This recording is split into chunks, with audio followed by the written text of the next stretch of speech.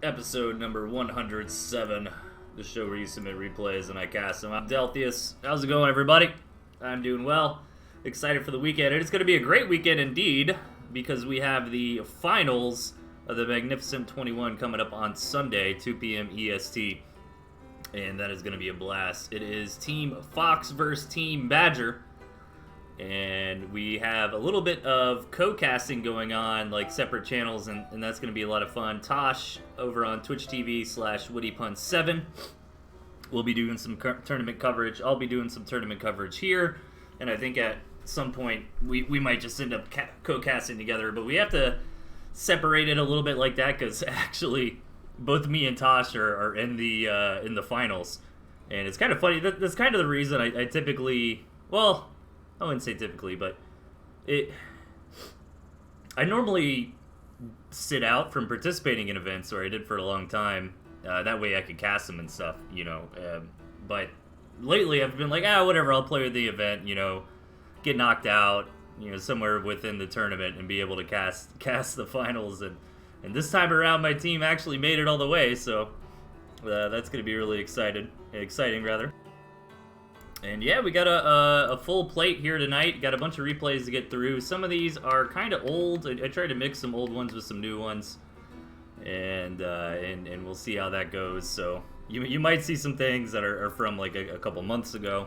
I got a little bit of a backlog I'm trying to get through, but I'm actually happy because I think I did a good job getting unique submitters in here. So I think most of the matches tonight, if not all, should have different people playing the game, so really fun.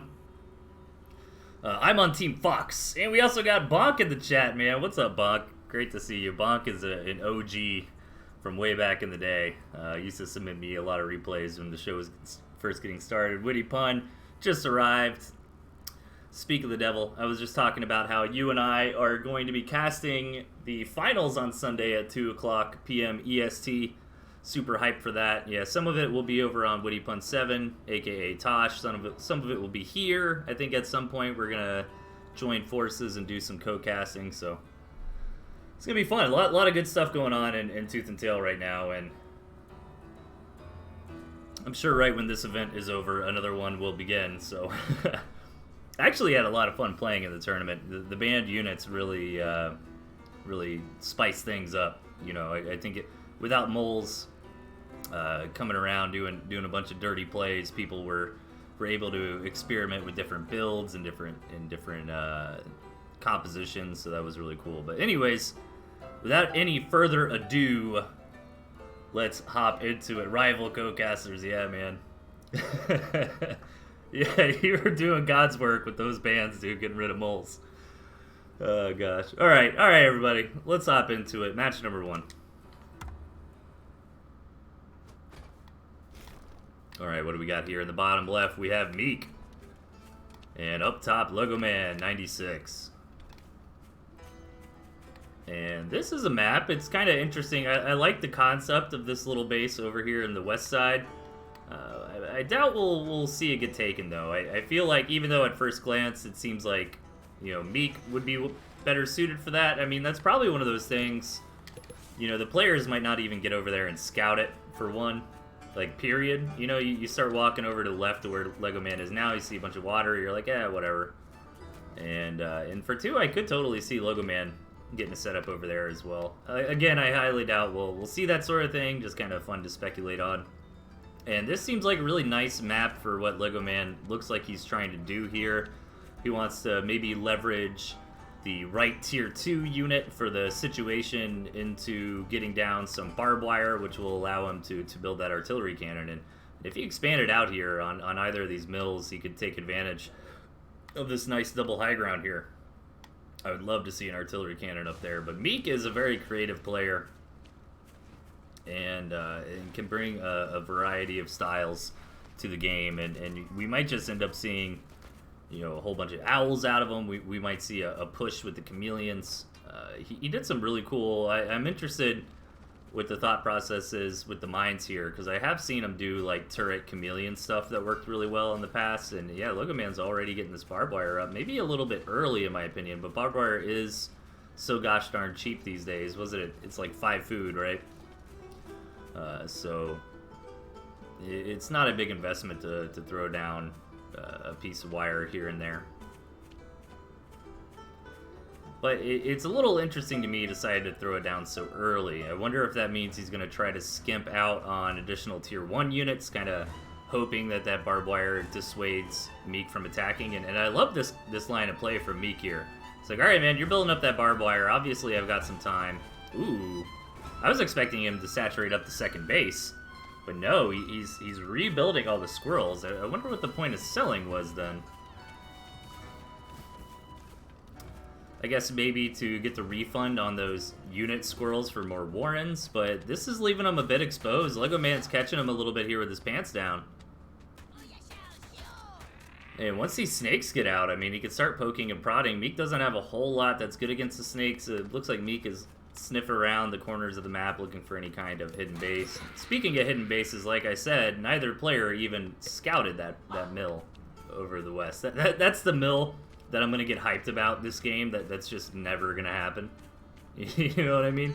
Meek's actually blocked himself on those chameleons, but he still has a superior number of squirrels here. Gonna just try a poke and prod.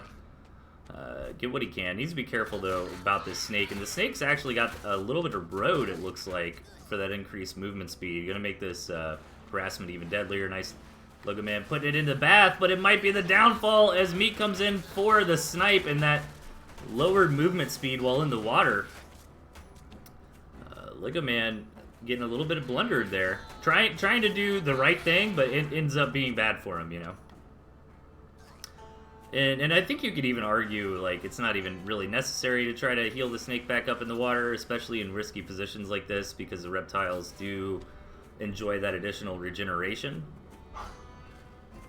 And here comes that artillery cannon right up here on that double high ground we were talking about earlier. And the snake gonna come in for some more harassment, picking off a couple more squirrels, and all this damage really adds up. And you can see Meek isn't even able to get his second chameleon out, but he's doing a good job trying to look around for angles to knock out these snakes. The first chameleon comes out, but you really don't want chameleons against snakes.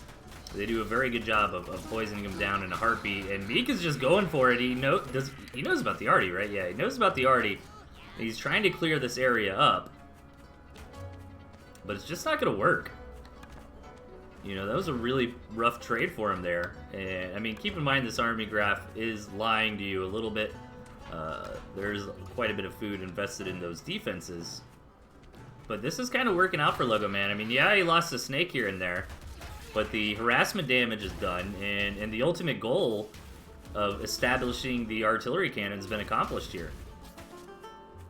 Now this is a horrible position for Meek, and I'll be really impressed if he can manage to come back here. And this is another great way to utilize these snakes. I mean, stacking up that poison on gristmills. Oh, and the commander is going to go down, and the other cam was rallied. That one cam was going to die anyways, but losing that additional cam is just salt in the wound here.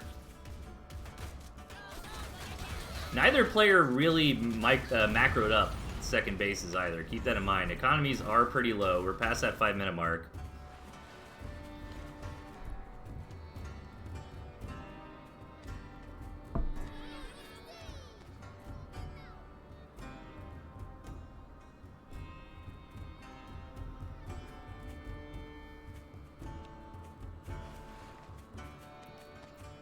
And let's see. I don't know, man. I don't want to be anti-hype here, but it looks like Lego Man's got this one in the bag.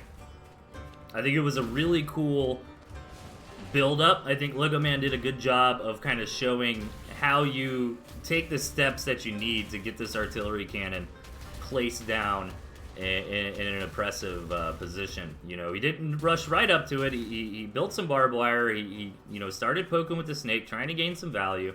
Building up some more of the core units here. Meek gonna try to do this last-ditch effort, run around attack in the main, but it's just not gonna work, and Meek is gonna have to tap out here shortly. There it is.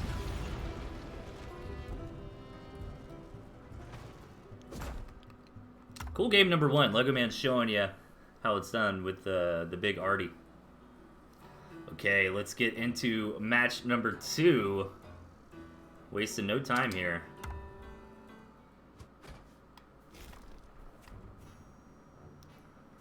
Over on the left, we've got Protocam.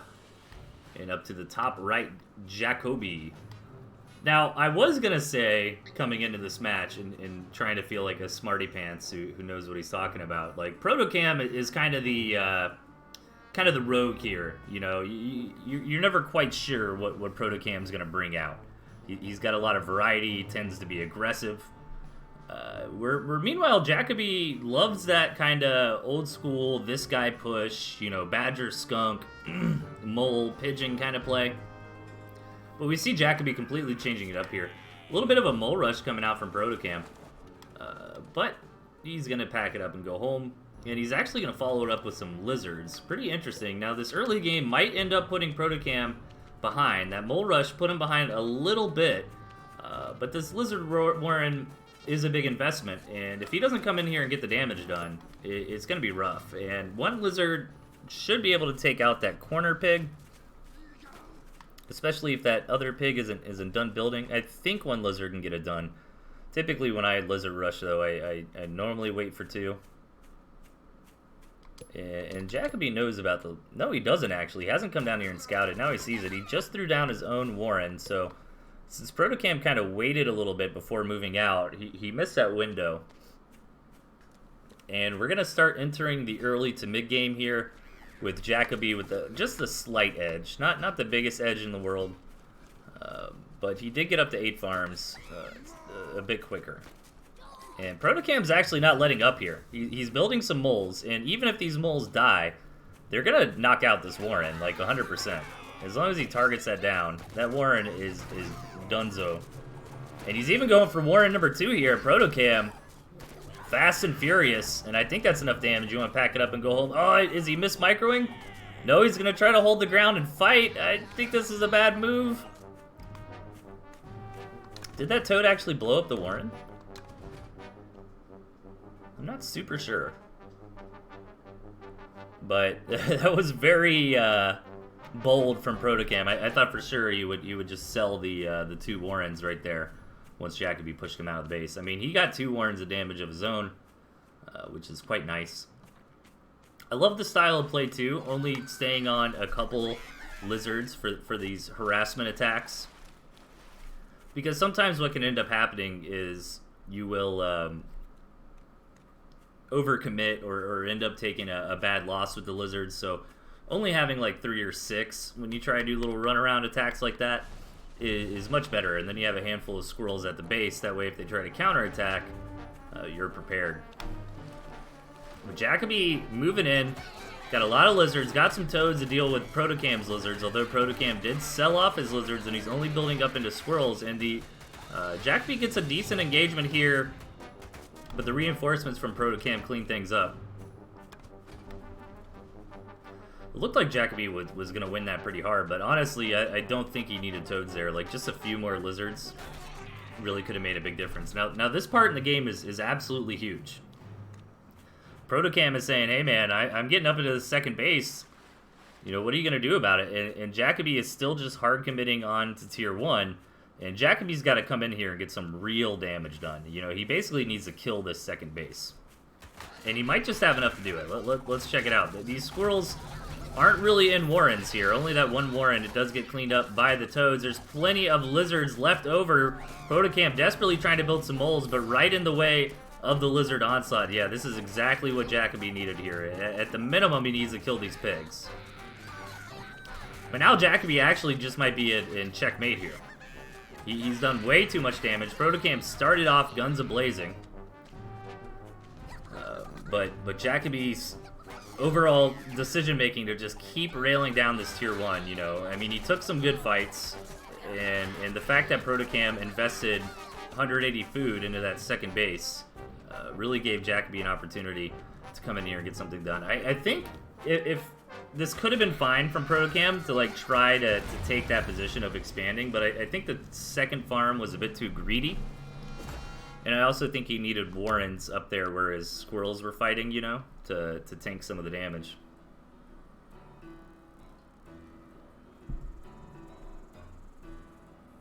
Okay. Let's keep going, everybody. Game number 3. right, spawning on the left side, rocking that double tier 3, we've got Mochaccino. And over on the right, his opponent, Fleur de Lis. Okay, so I'm really hyped for this game because look at this map, man. This map just screams macro game to me. It's very awkward, and you know what? Oh, this is such a sick map. If you look at it closer, there's only one way between the bases, and it's right here. Right? And both sides get 4 mills. Now, I guess this might not necessarily be a macro game, because when I first loaded into it, I was envisioning the attack path to be something like this, which is kind of long and awkward, which tends to gear towards macro matches. One thing that's really fun about Tooth and Tail is the map gen, you know, and you can really get away with things on big maps with kind of non-linear attack routes that you can't on smaller maps with shorter rush distances. However, this rush distance is actually not as big as it looks, you know? And Fleur does have some turrets, though, which is actually amazing. You know, defense is one of the most dynamic units in the game, in my opinion, as far as usefulness. It really does come down to map gen a lot of the times. I mean, look at this for Fleur. For example, on this specific map, he could build a couple turrets right here that defends all 4 of his bases. Like, that's insane, you know? My rule of thumb for defense is, obviously, they're best used aggressively, right? To pressure the opponent or to back up a forward push. Or number 2, if you are going to build defense defensively, then it needs to cover more than one base, you know? And this is typical Fleur rushing up to a very fast tier 3. Ooh, and Mocha didn't get the scout. Alright, this is deadly. Badger and Boar, in my opinion. There we go. Oh my god, Mocha, no! He was so close. He doesn't see the expansion. Alright, he knows, man. Mocha's a great player. He knows there's got to be more money somewhere, and he finally finds it. That was good. That third come in, in my opinion, was what really shows Mocha's a good player, right? Like, he looks around, he's like, alright, man, where's your money? Do you have an expansion? But finally sniffs out that tier 3. And look at this, just a couple turrets here. Don't have to get crazy. But it is really difficult to attack into turrets, especially if you don't have moles or ferrets or even snakes. Although, the turrets aren't really what Fleur needs, in my opinion. Like, after he comes in and scouts that Mocha has built a bunch of tier 2, you can safely assume, alright, you know, Mocha's not gonna attack me and try to eliminate that tier 3 Warren before it gets built. Instead, he's preparing for the inevitability of the Badger. And in that case, what Fleur needs to do is start building up those support units. And you see Fleur does make that adjustment here, sells off those turrets, starts building up some Squirrel Mole, but no pigeons at all. Seems a little cheap here. I'm not the biggest Badger player in the world, but I think you at least want like 6 of them, you know. Lots of Falcons here for Mocha, but that doesn't necessarily guarantee a victory. He's still got to get in there and target fire down the Badger with the Falcons. If you're not careful about that, the Squirrels can end up doing a lot of damage. And honestly, I'm not sure about these moles here for Fleur. Like, yeah, they're going to wreck through, but he needs units to combat the Falcons, and he brings the Badger up too far. Mocha is aggressively trying to target it down. But yeah, that's what I mean. If you try to jump in too far on that Badger with the Falcons, the Squirrels will knock out the Falcons. Fleur doing good so far, being very careful. He denies that second base. Fleur doesn't have their own second base yet. Mocha took a couple punches there, but did not hard commit, did not lose all the Falcons. So I think Mocha is still perfectly okay. I like this mill down here. Again, Mocha is just hoping, you know, alright, if you can't win right now, then I will get ahead of you on economy. But this is a little bit scary for Mocha. Mocha does not know if Fleur has a second base. I think it's a safe assumption he doesn't. I mean, that's a lot of tier 1 with this Badger. You know, you can't do everything at once. There's only so much money. Alright, Floor is going to go for it, but since he has so many moles, I think he really needs to, yeah, get in there. He wants those moles to be on top of the Warrens while this is happening, but the lack of squirrels here really makes it difficult to knock out those Falcons, but he does manage to get it done, and that is just going to be game. Mocha is taking too much damage here. And I think this is a great example of, you know, Mocha scouting it out, building up the Falcons, and it just didn't quite work to knock out the Badger. You know, they are great at doing that, but it's not an always thing.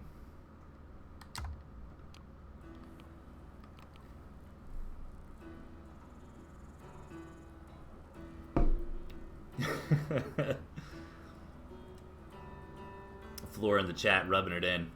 You gotta be, what is it? Graceful in defeat and humble in victory, man. That is the way to, that is the Zen way. Alright. Let's get it in match number 4. I tweaked with a couple OBS settings. I think it's looking pretty good. There should be more quality options for you guys. Over on the right, we've got TnTTV. TnTTV. I can say it. TnTTV. Sounds like some kind of chemical used in bomb making. Or on the left, Saint Abroad.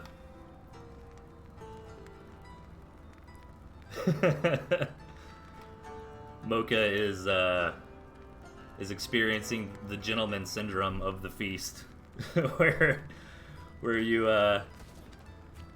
win like 90% of your games, you know, but then the couple games that you lose are the ones that get submitted. It was actually fun. I tell this story too often, I feel like, but at one point, you know, Gentleman was just super active, dominating the ladder all the time. But when you tune into the feast, I mean, it would be like 4 or 5 matches of the Gentleman losing. You know? It's like, that's not reflective of reality. Alright, Trini here's got a pretty cool deck, I gotta say. Balloon Barbed Wire. Let's see how they manage to make that work. You know, and this is not a bad map for it. Trini can maybe get that set up here in the middle, maybe even on this high ground to kind of do everything. You know, I'd love to see a balloon like in this general area, because again, I feel like that covers all 3 bases, and that also puts pressure on the opponent's base and on the middle skirmishing ground. Pretty even map. I guess I like Saint's spawn a little bit better. You know, he's nice and tucked neatly in here. And Saint is another player who in my experience, tends to be very aggressive. But not just, like, blindly aggressive, you know. Like, Tooth and Tail is all about scouting. Like, you gotta scout constantly. But at the same time, scouting is free. It just takes concentration, I guess. You don't lose anything to scout. And in my mind, Saint's always been a really good player that does a good job of staying aggressive for the most part, but also knowing how to bob and weave. And Saint's going to come in and put on some pressure here. Trinity's built up some barbed wire, but I think Saint can actually move and groove around it. That barbed wire on the high ground actually doing more damage than I thought it would. And Saint looking for some pickoffs here. I think Trinity's got enough, but it's always nice to put on a little bit of pressure like this. Yeah, that barbed wire is really doing some work. However, on the back of this, Saint's got the expansion up, got a couple farms going. Same with Trini, though, getting some skunks out from both sides. That felt pretty even to me. Yeah, and the army value graph agrees. So I do like Saint's position just slightly better, but that's because they're macroing up a little bit quicker.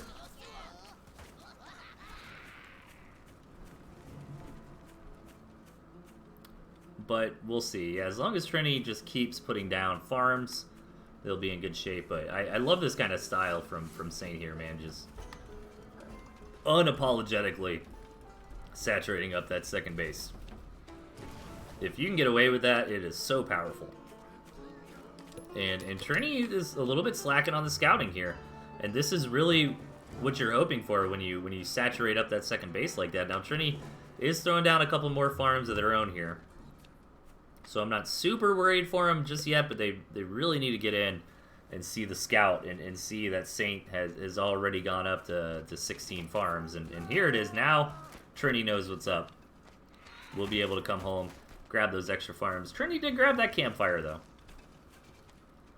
So Saint is going to enjoy a faster saturated second base, which does matter. Putting Saint in a little bit of a lead. But eventually it will balance out. And both players going for their sneaky tier 3s here. I'd love to see what Trini can get done with this owl.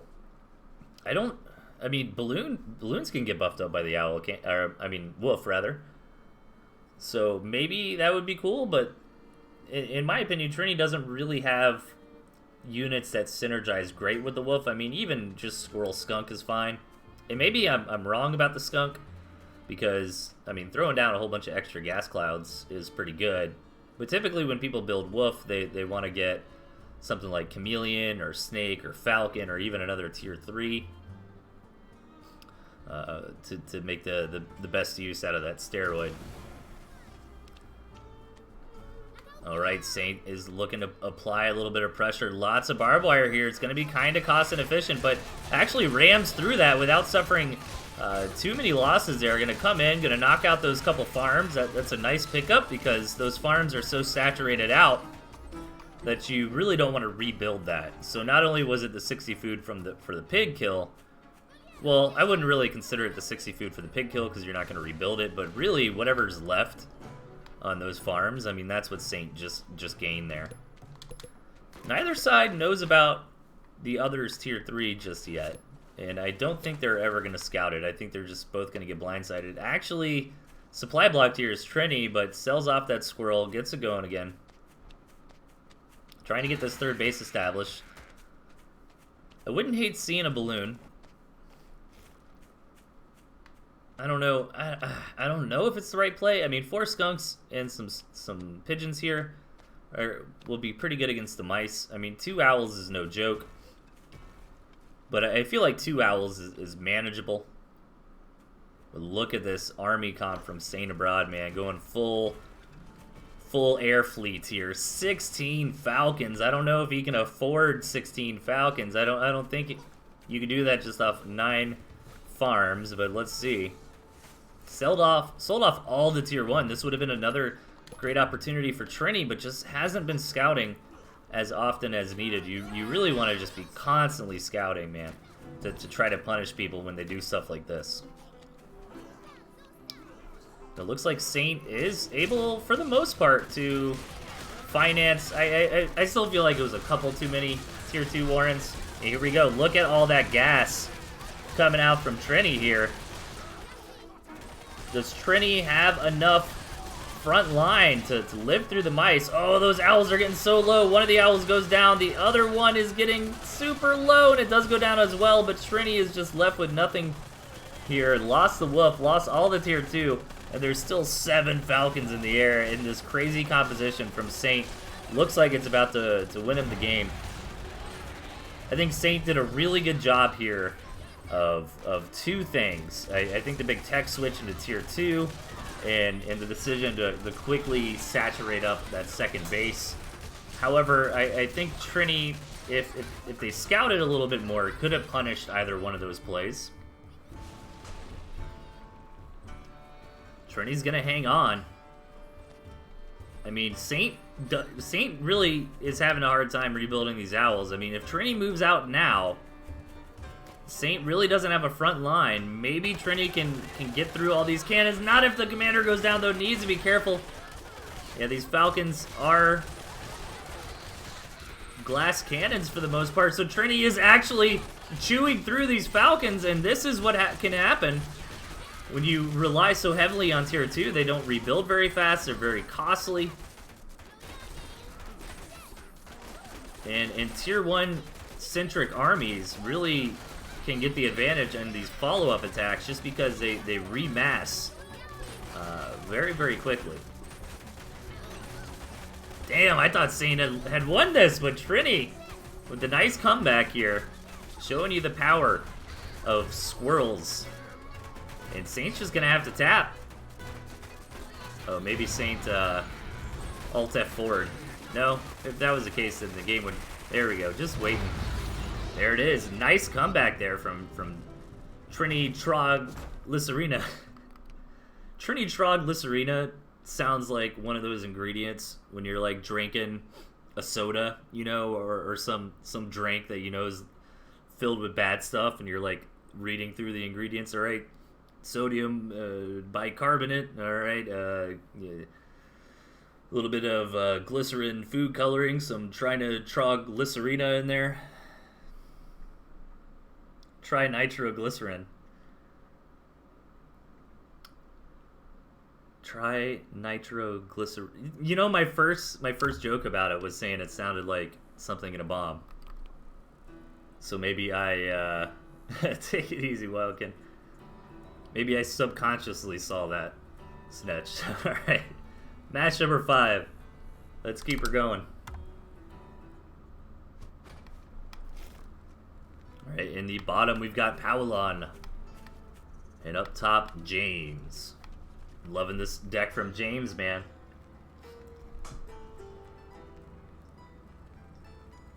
That's totally my style right there. Interested to see if he can make the balloons work. Balloons actually might not be bad in this specific matchup. You know, Powelon's got like 5 units, in my opinion, that are kind of bad against balloons. You know, toads, moles, falcons, chameleons, even the wolf. But we'll see. James is kind of trademark. His MO is building a balloon on that second base. So I imagine we'll probably see that. I would love a balloon up here on this high ground. It would just be so aesthetically pleasing. Pretty fair map, to be honest.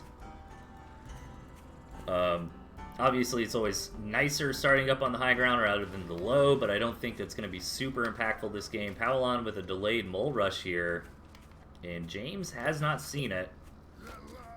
Might actually get a farm. James is going to have to rush back home, sell off that farm, and he'll be all right.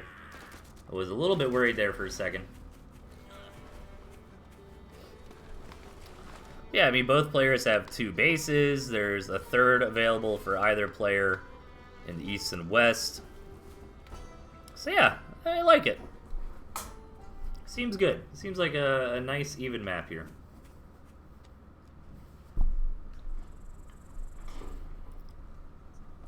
Let's see how this one plays out. James with some quick chameleons. I like this move. He sold off. He showed double tier 1, sold one of those off, and went into tier 2 after the scout. Now Powelon has seen it, but it's like a little bit too late to really react to it, you know?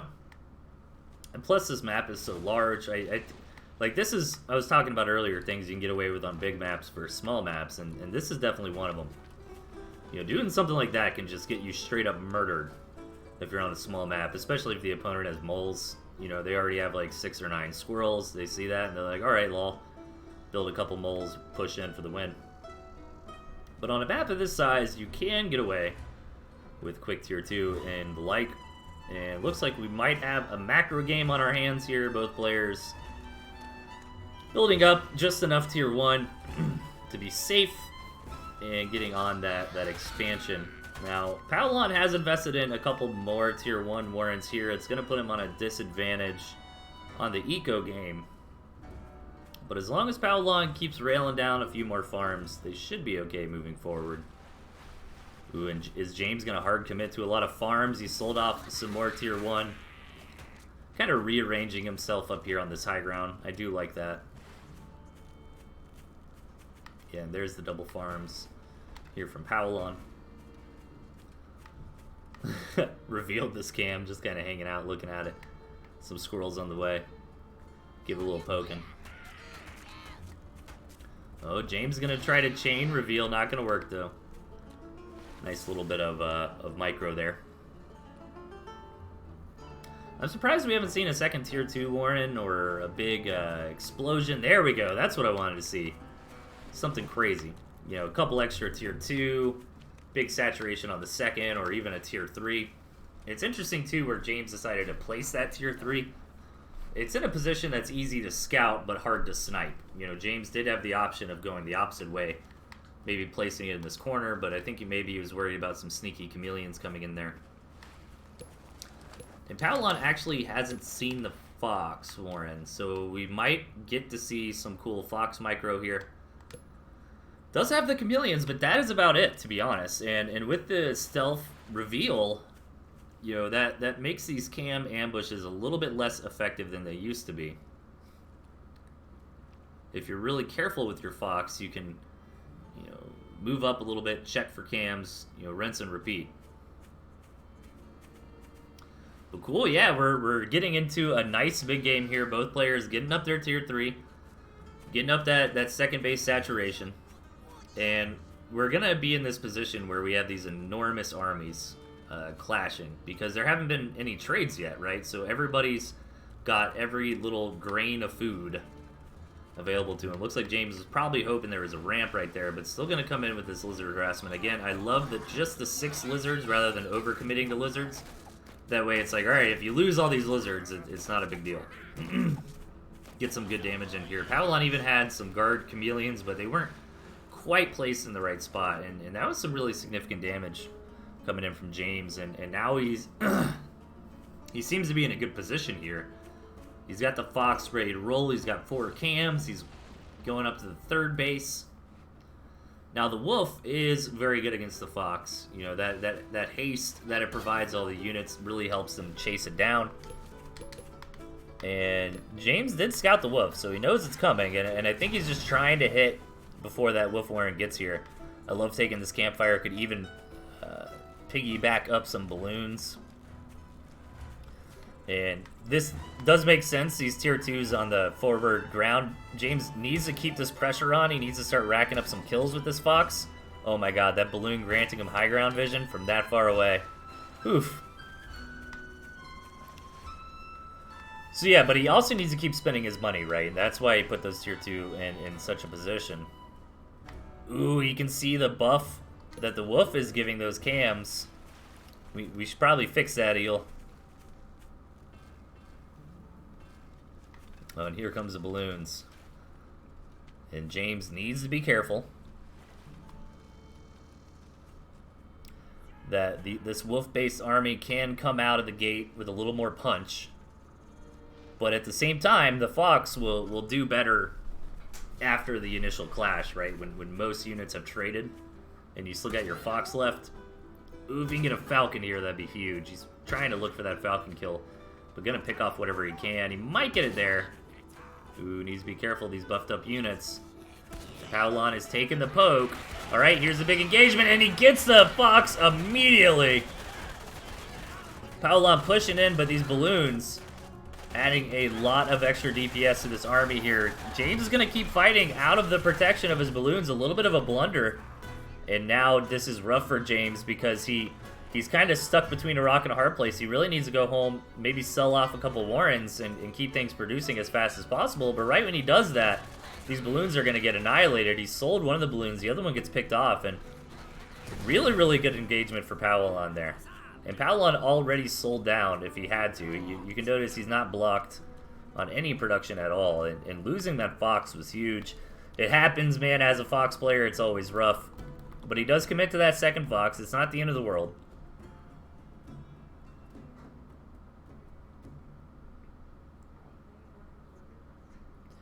But Pavlon knocking out the expansion there. Or I'm sorry, the fox there. Winning that battle. Lots of momentum for him. James is already trying to get to work on a third base. Coming in with some more fox harassment here. Meanwhile, Pavlon is away from home, microing these chameleons to harass the third base. Gonna take another engagement here. James gotta keep this fox alive this time. It looks like the wolf is about to fall. Big victory there for James, but loses the fox. However, without these chameleons here, James is able to break through. Oh my god, here come the chameleons from Pavlon. He might still, I don't know, I think he's losing too many tier 1 warrens. The reproduction from Pavlon is severely limited here. But he's trying to feign a little bit of strength, trying to push James back, like, no, you want to retreat. But James is not falling for it. He's keeping strong here.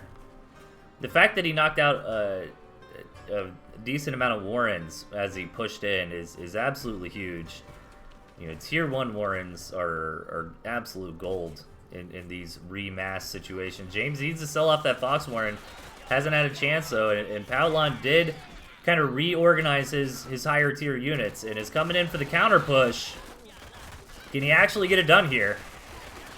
Too many tier 1 from James, though, and he's going to clean this fight up. However, Paolon does have a better economy because his second base saturation was a little bit behind, and he's still getting value here with a couple of units just sniping some of these more forward Warrens, but he's got to be careful. He really can't take this engagement. James has remassed up. He sold off some of the Warrens he doesn't need anymore. He's pushing in, and this is James's opportunity to win the game right here, right now. I don't think Paolon has enough left over.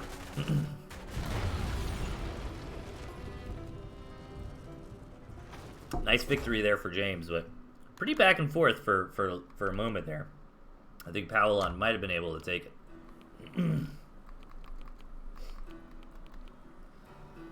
Okay. Let's get into a 2v2. Let's see what we got here. Looks like over on the right-hand side, we've got Kalaru and Araloo. Over on the left, we've got Tosh and Melvin. Pretty heavyweight 2v2 on our hands here. Who's got the chat already? Melvin and Kalaru do. Cauliflower. I mispronounced that, but I probably mispronounce everyone's names anyways. Mole Rush coming out from Kalaru. Gets a little bit of value. Melvin did sell it, but I think he only got 35 bucks back. They're going to keep dancing with these moles. Going to look for some more damage. And just being very annoying. Though Kalaru doesn't know. He's going to double down. And Araloo is building up some squirrels here. Really keeping the pressure on Melvin. Trying to not let him build anything. And I don't know exactly the math on the moles here. But 4 definitely seems like enough to start attacking the established pigs. And that's going to be it for Kalaru. He's going to pack it up and head on home. Or is he? TM. Mother of God. Alright, Araloo's also applying some pressure over on the north. Oh, sneaky Kalaru, man. Staying on 4 farms. And Araloo's going to come in and get some damage done as well. And yellow and blue, they just want to play the game. They just want to build up some farms, build up some units. Oh my gosh. Oh, Melvin sniffed it out. Alright, let's see what he can get done. This is a lot of moles, but it is 1v2 here. This is not going to work as well for Kalaru as he hoped. I think he did the grand reveal at the wrong time. Araloo pushing in from the north, though. Going to split the opponent's units, and he's just going to go for it. Oh my god. Maybe if he had 9 moles, he could have got it done. Tip of the hat to Kalaru for trying it, but nice defense here from Tosh, keeping his homeboy alive. And he's going to come home and build up a bunch of squirrels. He knows he can't just slam down farms. He's got to build something here to help out Araloo from the inevitable counterattacks.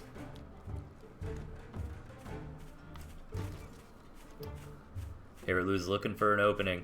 So far, can't see anything. Or, I'm sorry, Tosh is looking for the opening. Araloo with the good positioning there, gonna push him back for now. And Melvin's a little paranoid. He's like, all right, is he coming in for Mole Rush number 4? No? Okay. And 2 minutes, 40 seconds into the match here, we might actually be getting up to 8 farms sat. No, Kalaru's still on 7. I hope he knows he's on 7 farms. That can always be rough. You need to get home, get that 8th farm, my man. Oh, he almost did it. Should I just keep the camera right here and hope that Kalaru's commander moves over there? There we go. 307.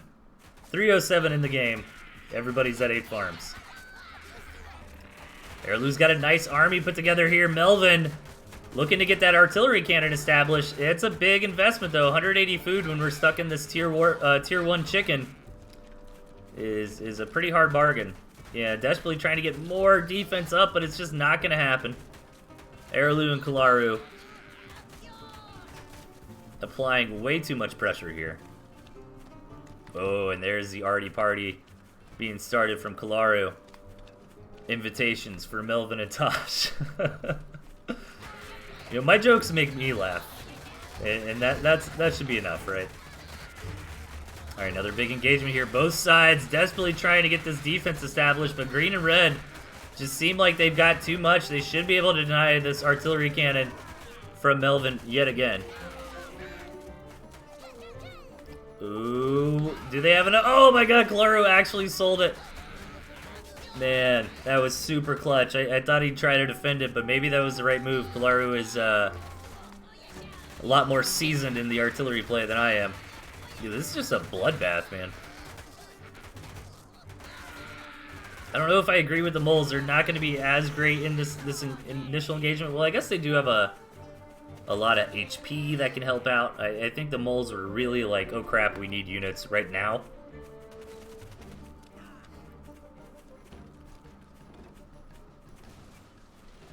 Players trying to get those second bases established. Tosh is in the lead. Erlu did have that farm, but lost it. Oh no, it's still alive. Huh. I could have sworn it went down. Well, nice job keeping that up. And now we see some tier 2 here from green and red. This is a rough position. Looks like everybody is starting to transition into some higher tech units here. Tosh going for that owl. A couple turrets being thrown down by Melvin to dissuade any future attacks for the time being. And we might get a little bit of relaxation in this game. We might get the macro up a bit, see what kind of army comps everybody's got in mind. We've got some foxes here, badger, owl, even some ferrets, which Melvin is not going to be happy to see since he does want to rely on these turrets a little bit, and turrets are as good as dead against enemy ferrets. Gonna have to sell these off. Clara's gonna start this harassment. Tosh does have some lizards, which can help buffer back against the ferrets a bit. So can snakes. Yeah, we're into this little ferret dance here. It is a way to prevent the ferrets from dealing damage, but it is intensive on actions, action intensive. Which obviously it's not very hard to dance your units around, but you know that means you're not macroing. That means you can't have your units in other positions. I mean, it definitely is a tax on the opponent.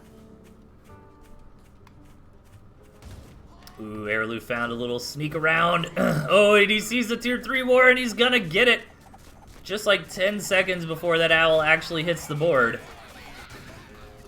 And that might trigger a big counterattack here. Erlu only lost like 6 lizards doing that. But this is a lot of units from the opponents here. And Claro's got snakes and ferrets, and these aren't units that are super amazing in big engagements like this that are really tier 1 heavy. But with the skunk gas and with the balloon there, green and red are able to push yellow and blue back for now. Tosh, most likely a little tilted here. It always sucks to lose that tier 3, especially like right before the unit was going to get out. And how are we doing on economies? Claro actually has been able to sneak out the most.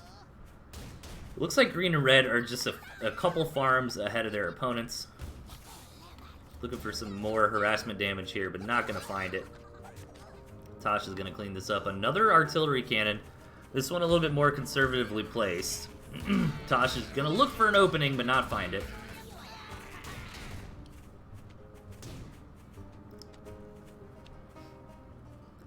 Man, that was a really action-packed early game. Look at these graphs, dude.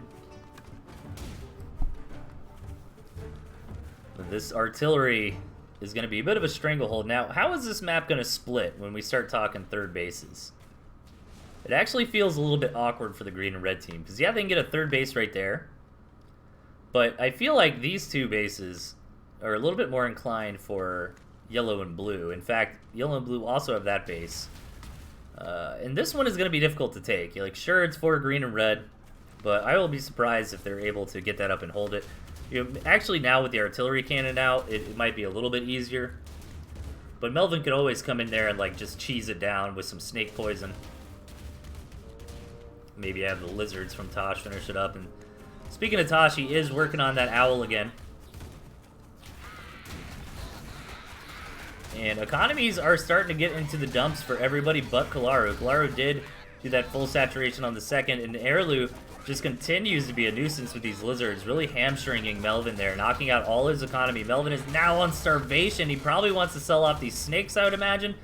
Keep the fox up and stay in the game. Yeah, he goes for the snake sell. Kind of realizes his economy is going to be crap now, but he can still contribute for old Tosh here if this fox keeps moving and grooving, but maybe yellow and blue have just been too crippled at this point. Tosh losing that second base. Melvin has no economy either. Airlu doesn't have much food himself, but the real story here is Kalaru. I mean, Kalaru's got that full second base saturated. He's got a fox on the way. He's got a lot of tier 2. And yeah, Melvin does have a fox, but this is a rough life for a fox here. That artillery cannon and balloon are doing a great job of just defending all of the assets for green and red. And Melvin's going to have to get a little bit clever, maybe a little bit risky, to really find those avenues in to get that fox harassment.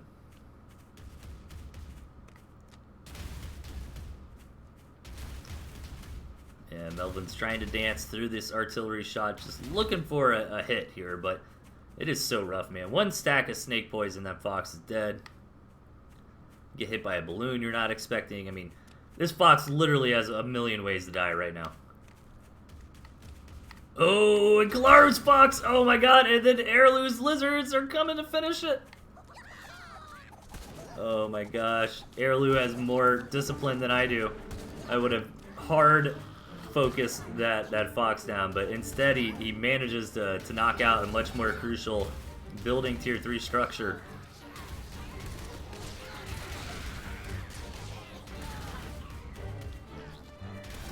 This game is getting very, very scrappy.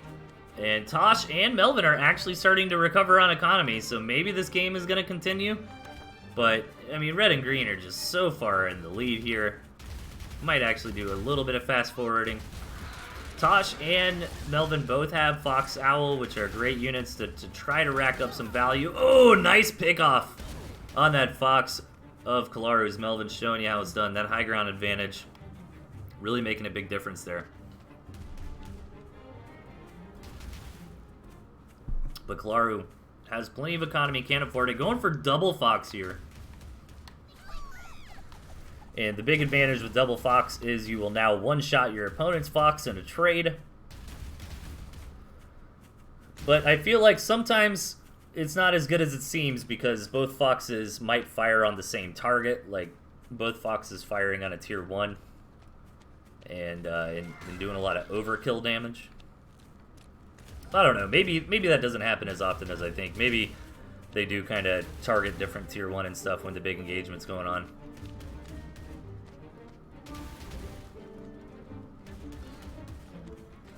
Alright, man, Tosh and Melvin need a miracle to live this game, and that miracle Tosh is hoping for is getting up to a critical mass of owls. But the harassment, nice pick off there, Kalaru returning the favor with his double Fox. Getting that one shot on the opponent's Fox I was talking about earlier. And that one Fox is going to heal up. Airlu just looking for whatever ancillary damage you can find.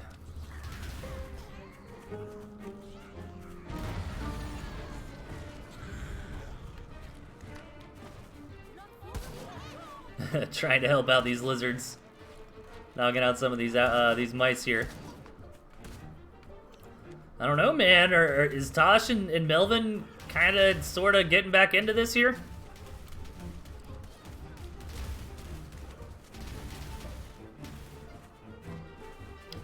They seem like it. They seem like they're slowly starting to scrape their way back into this game. Kalaru and Airlu haven't quite found the opportunity yet to just pull the trigger and go for the killing blow. Airlu really doesn't have a whole lot, to be honest. He's just got his few lizards here. The skunk's trying to get into his own owl. And I do feel like this map did favor yellow and blue just a little bit as far as Gristmill RNG is concerned. Ooh, one shot off on the owl there. So yellow and blue have kind of made their way downtown. And now Melvin's up to a very scary economy. Erlu trying to use these ferrets to knock out that artillery cannon. Not quite getting it, though. Claro with the penultimate poke army here. Artillery, snake, ferret, fox. Oh, another round from these ferrets, though. That artillery cannon will go down. Those snakes taking the blows and actually living. I thought for sure one of those snakes would probably die. Nice harassment from Tosh. He managed to get up to 2 owl. A third owl is on the way. Oh, and he'll actually end up with 4 owls because one of these owls that he already has lost its warren. Blah. Oh my god. Are yellow and blue coming back? Is this happening? Is this real life?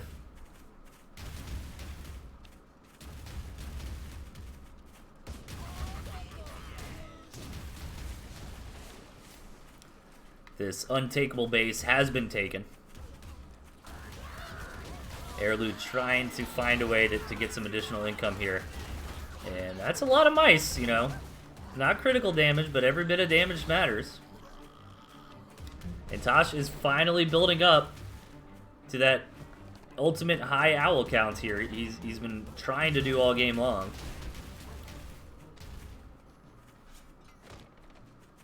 Erlu looking for an opening for some of his own mice harassment here. So many artillery cannons. This match is insane. Just look at everything. This looks like a cover art match, you know? This looks like something you would show somebody to like advertise the game.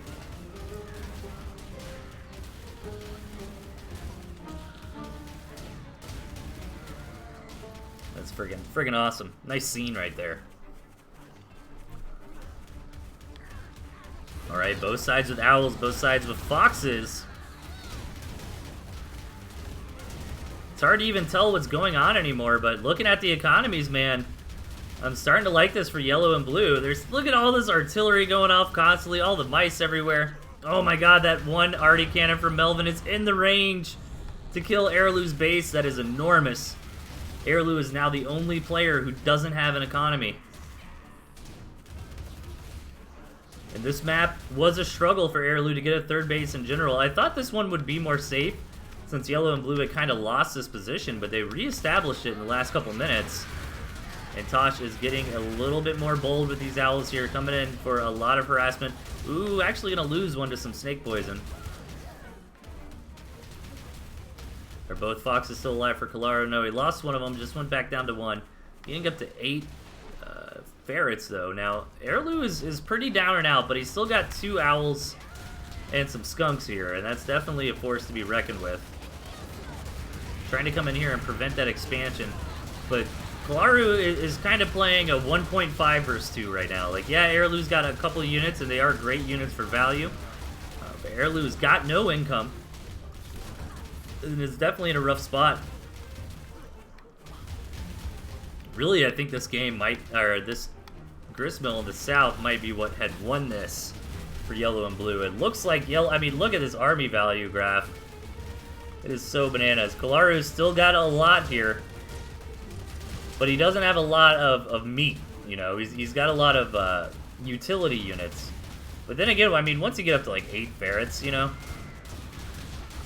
they're pretty dang ridiculous. Oh my god, Kalaru is starving out because all the bases he took have mined out.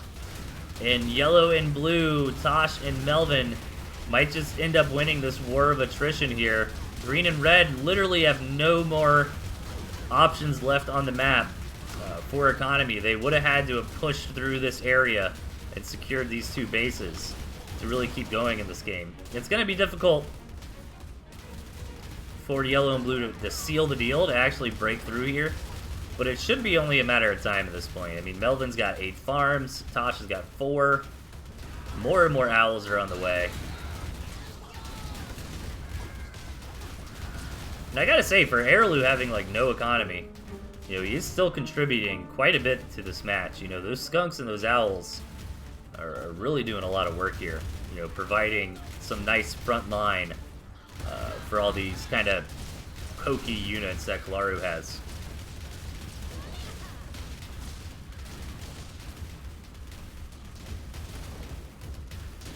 Yeah, I thought for sure they would lose this game. Yeah, look at Tosh and Melvin as he points out in chat. Look at that income graph, man. They came back from literally both being starving at pretty much the same time.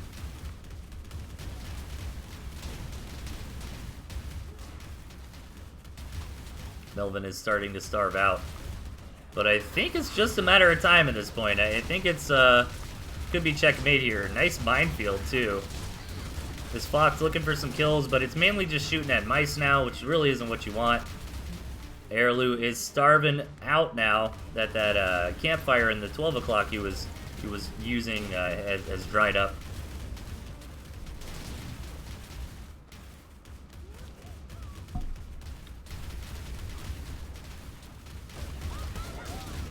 And I kind of think that's that.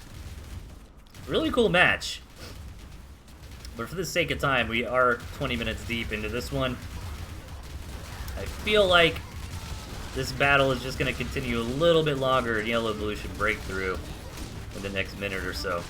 Yeah, now Green and Red are falling apart. Clara with a lot of squirrels still on the ground, but Airlu gets eliminated. And Claru taps out. What a match. Hit that 20-minute mark. Alright guys, give me a very quick break, like a 1-minute break, and we will get through the rest. So don't go anywhere, be right back.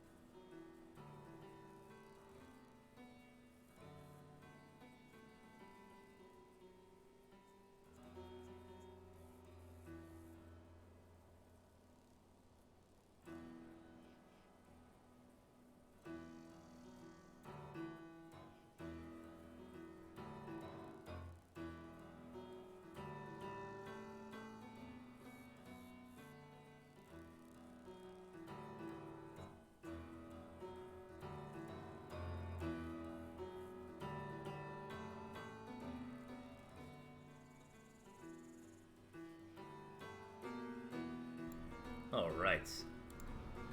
Let's keep her rolling here. Into match number 7.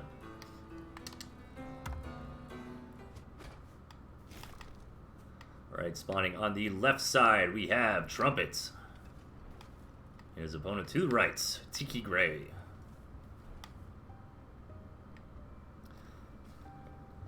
Nice big map here. Guess you can say it's a little Trumpet favorite. He does get that 5th mill on his side of the map. A lot of times games don't really come down to that. And as we did see in the in one of the clutch matches for TnT Championship Point 2 in Airlu versus Gentleman, we kind of had a similar position where Gentleman had that one extra base, and it really did come down to that, but Airlu still managed to win. Both great players here, Tiki and Trumpet, both guys that have a lot of RTS experience in general. I think kind of came into the scene, guns a-blazing, got really good really fast. So this is going to be a fun match. I'm really curious how they're going to play it out. Tiki loves the barbed wire, actually running the Fox this time around. Meanwhile, we've got Balloon and Badger out of Trumpet. No squirrels here for Tiki, just going for the lizards. A little bit greedy, but can work. You know, toads, chameleons, barbed wire, that sort of thing can really punish you when you only have lizards in that tier 1 slot. But we don't see any of those units out from Trumpet, so kind of gets to have his cake and eat it too here.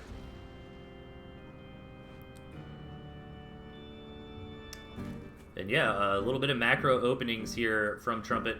A little bit more greedy. Both players going for a macro opening. I think Tiki's was a little bit safer.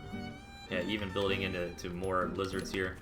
I actually like the decision to continue on lizards a little bit longer, even after scouting the tier 2, because lizards do a great job against tier 2 in general. You know, chameleons can be a problem, but once you get enough lizards, I mean, they even just kind of dunk on chameleons too.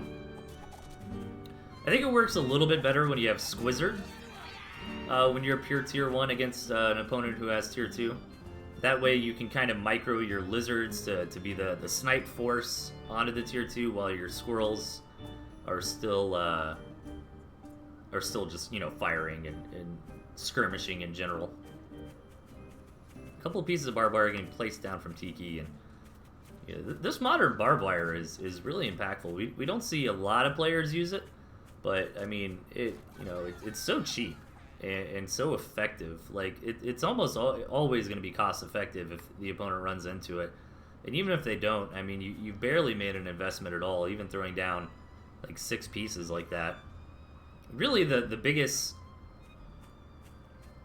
drawback of barbed wire, in my opinion, is just the fact that it takes a deck slot, you know.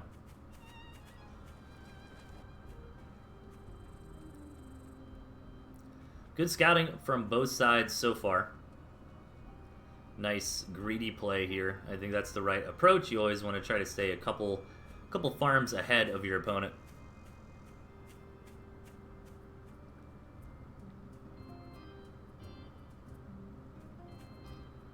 And Tiki actually moving forward a bit with the skunks here. Maybe thinking about a push. I don't think Tiki's going to commit super hard. Just going to try to fish for a fight here. Maybe see if Trumpet will come out of the Warrens. Ooh, needs to be careful losing a skunk right off the bat there. This is not going super well for Tiki so far. Gets a couple Warrens. If he can maybe retreat with this one skunk. Overall, I do like that better for Trumpet. I mean, it's a bit unfortunate Tiki lost that skunk at the beginning. Otherwise, I think it would have been a nice victory there. But knocking out the 2 Warrens is significant for sure. It would be more significant if there was a heavy counterattack coming, because the opponent can't reproduce that army as quickly. But Tiki's just going to hang out, look for that 3rd base, get up some more tier 2. But it was a nice poke there, you know. You gotta try. Maybe Trumpet had just sold some stuff, was going for a tier 3, something like that. I like those little shoulder check kind of moves. And at the end of the day, it was a fairly even trade. Maybe slightly advantageous for Trumpet, but not by enough to really give Tiki any heartburn. I love this repositioning of the barbed wire up to the front lines. Ooh, even trying to get that balloon established. Really wants to deny Trumpet the capability to utilize this 3rd base he's after here. Just so many skunks here from Trumpet, man. 4 skunks is a force to be reckoned with. Tiki's got 4 of his own, but the 4th one is just coming up now.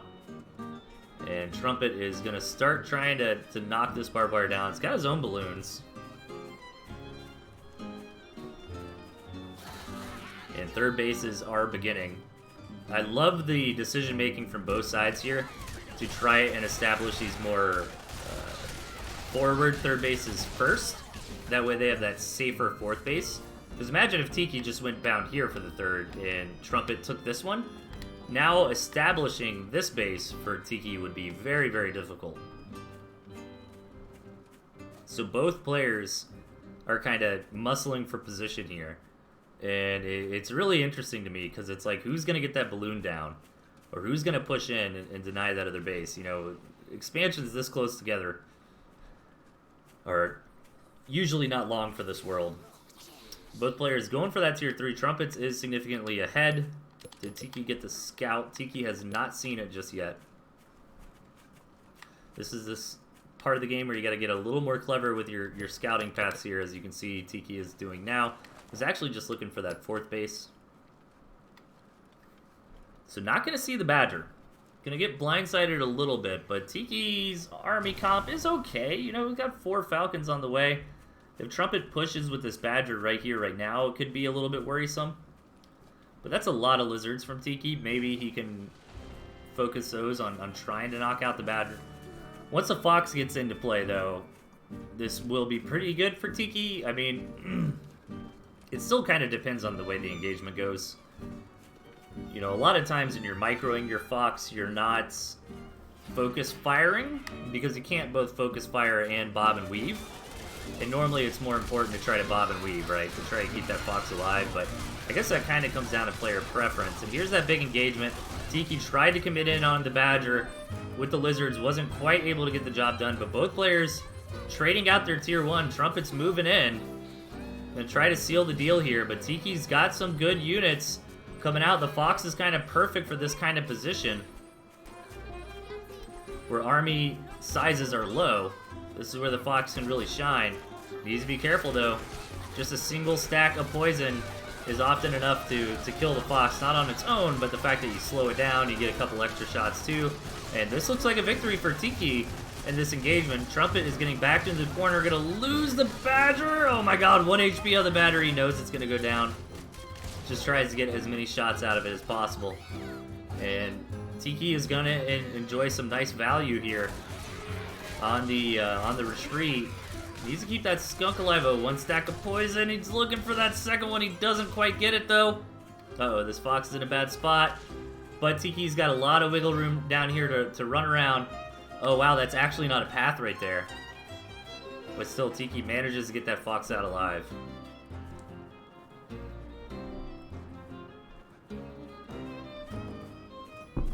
But during all this, you know, keep in mind Trumpet's attack, although he lost the Badger, although he was ultimately defeated, he got a lot of damage done. He dealt significant damage at third base.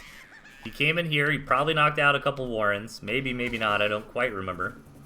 But still, this damage on third base is very significant. And both players kind of, like, Trumpet's working on his 4th. Tiki's got like a 3rd and 4th and kind of half saturating both of them, but Trumpet's now got a pretty significant eco lead. So Tiki's gonna have to draw this fine line between resaturating up and also still having enough units to not just straight up die. But this is looking scary for Tiki here. Trumpet has got another big boy army put together, another Badger, lots of supporting units. A little bit light on the pigeons. I do feel like a lot of players overdo it with the pigeons, you know, but I think maybe 6 to 9 would be appropriate at this phase in the game. Nice.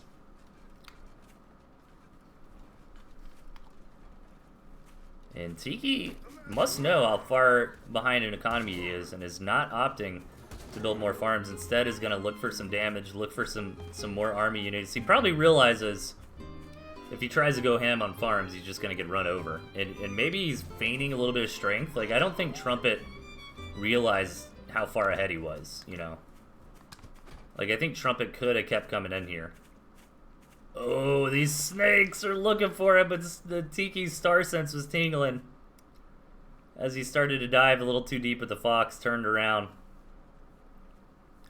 Yeah, honestly, man, I feel like Trumpet's given Tiki a lot of breathing room here. You know, Trumpet could have attacked like a minute ago just to keep the pressure on, but doesn't quite feel ready yet. However, Tiki hasn't invested in economy either, but Tiki's doing a good job of running around and getting some bacon. You know, these pig kills are definitely starting to add up here. Yeah, and again, man, I just can't help but feel like Trumpet is waiting around a little bit too long. You know, I feel like a minute or two ago, he really should have came in for another hit. You know, even something like just coming around this way, but Trumpet is a better player than I am, so maybe he realized, okay, that might leave me open to a counterattack and a base race. I know Tiki's got lizards. I don't know how many lizards. If he's got that critical number, he can base race me. Nice micro there with the Fox, just staying right out of snake range. Very, very risky but as you can see, nice reward if you can get away with it. One shot of that snake poison would have been a dead fox.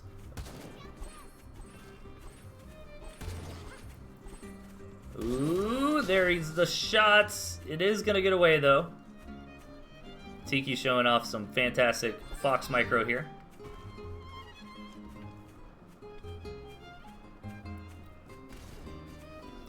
Alright, Trumpet was waiting for the double badger.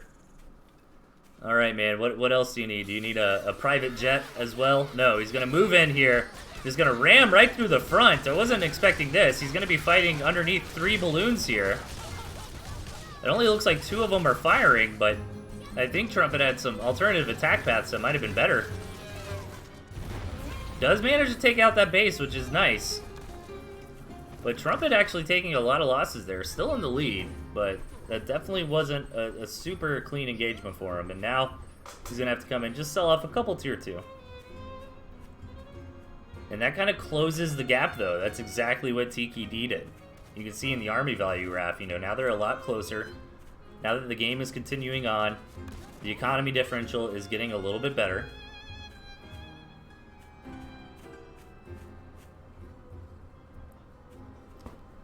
But can Tiki's army composition really compete with Trumpet if Tiki is forced to take an engagement outside of the barbed wire and the balloons?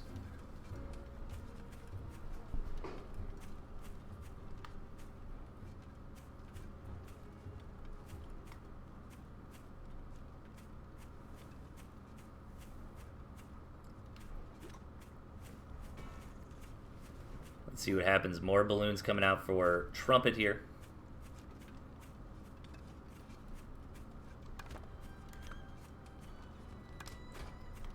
Tiki looking for some more shots, but that balloon does a nice defense. They're going to do a little fast forwarding here. A lot of posturing this game.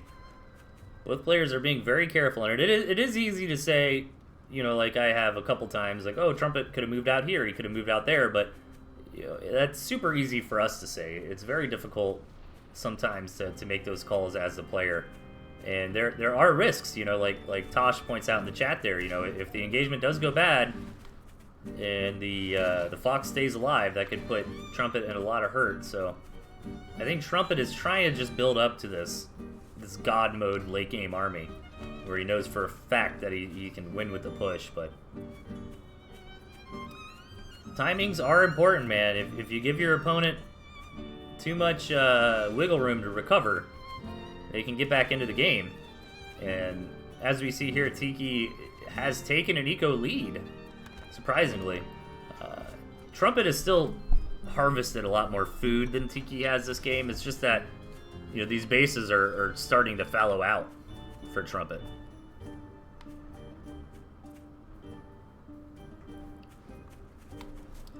And Trumpet looks like he's gonna go for it again. You know, I'm still a bit surprised. Well, he does get that base, which is important. I was gonna say, I'm a bit surprised he keeps kind of attacking in here. You know, coming around this way, you don't have to fight the defense, but then again, it's like, what's really over here that you gotta kill? Those couple warrens would be nice.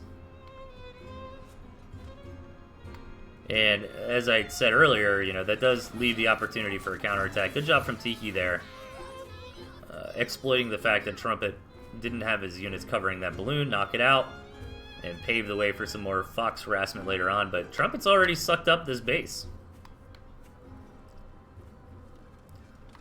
But Tiki is starting to worry me a little bit. It's only got a few farms left, and intentionally saving those farms for starvation.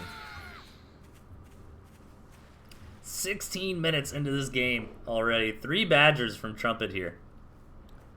But just so many balloons. And this is what can happen with balloons sometimes, man. They can really stalemate a match. You know, because the firepower that throws out just gives the defender such an advantage.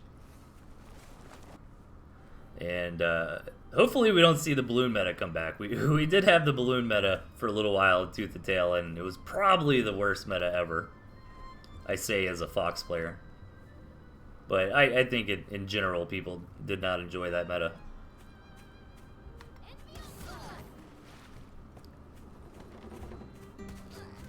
Double Fox here, looking for some pickups. Can one-shot tier 2 now, which is nice.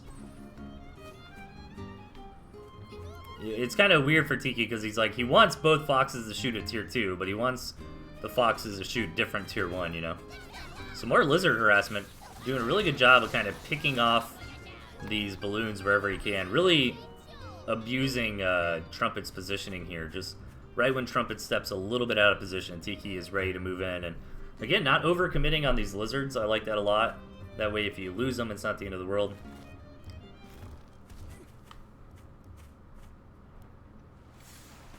It's kind of funny, as I said earlier, like, I can't imagine both these bases existing right next to each other. But it turns out they are going to, but it's just stalemating the game. Nice pick off there.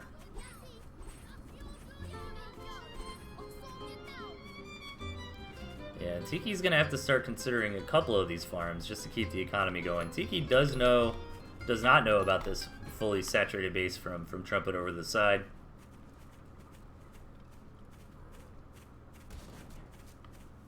And, I mean, I'm sounding like a broken record here because there's not that many different points I can make, but I do feel like Trumpet has waited around a little bit too long this game with superior armies in different positions, but there are reasons for that for sure.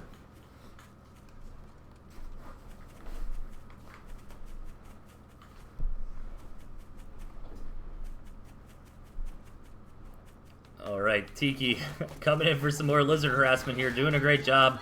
Damn, he's gonna get all of these pigs. You know, Trumpet with no swift units in the comp here. That was some critical damage there for Tiki. Great play. You know, Trumpet does have the more mills, but he's got a lot of room to cover here. Tiki's bases, although he does have one less mill, they're all kind of nice and tight. And again, Trumpet's just going to try to bust through the front here, which I just don't think is advisable. I mean, yeah, he's going to get that mill, but he's fighting underneath so many balloons. But does he just have enough to man mode it through here? I don't think so, man. Oof. Those balloons did so much work right there. Holy moly. Guacamole. Yeah, I think the demise of Trumpet this game might have been, you know, just continuing to try to attack through here. I really think he needed to swing around and come in here to the soft underbelly of Tiki's base. But that could have put him in a base race, but at the same time, it's like, so be it. You know, just take that mill after you kill it. And again, Tiki is just going to utilize this big open map on Trumpet's side of the field. Come in here with these lizards, get more and more done. Knocking out these pigs yet again. And he kind of, I was going to say, maybe you just commit these lizards and try to get as much damage, but no, he's going to try to get these lizards out. And I guess I can see that. He literally has no farms anymore, just relying on a campfire to stay out of starvation. So both players now starving, and this map itself really is not long for this world. I mean, everything's almost mined out. And throughout all this, Tiki has committed to keep these 4 balloons here.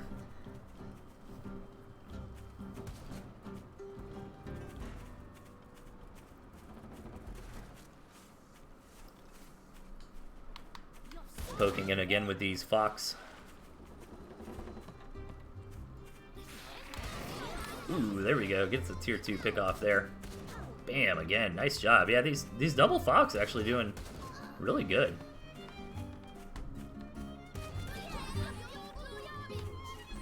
Bam, bam. Really, really top control here from Tiki.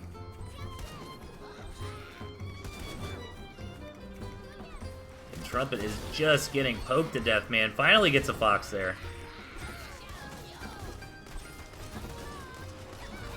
I mean, I think that's the first fox Tiki's lost, if not the second one. And even still, I mean, that's really impressive because he's been flirting with death with this fox harassment all game long, you know, harassing snakes like that. Ooh, gonna get the badger. Oh my god, he's gonna trade. The badger's still alive, 3 HP. Oh my god. Oh my god, Tosh going wild, if he's still watching. That was, oh man, that is a badger move right there. Good lord. That was like insane fox control, just followed up by like insane badger control. Whew. That would have been a great clip moment if my high-pitched reels weren't all on top of it. just clip it and put some like sweet music over it, you know? Maybe something like The Sword. Or perhaps some Beast in Black, some solid power metal.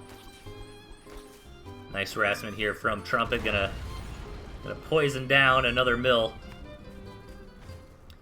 And we're getting very low eco, both sides refusing to give up. And this campfire is actually going to be cooking for quite some time. And Tiki's got like this interesting composition where he's kind of okay. You know, not really building a whole lot of extra units. Like, he's got the skunks and balloons and wire if Trumpet tries to hard engage. And as long as Tiki doesn't mess up in his micro and die to some snake poison, this fox is just gonna run away with the game.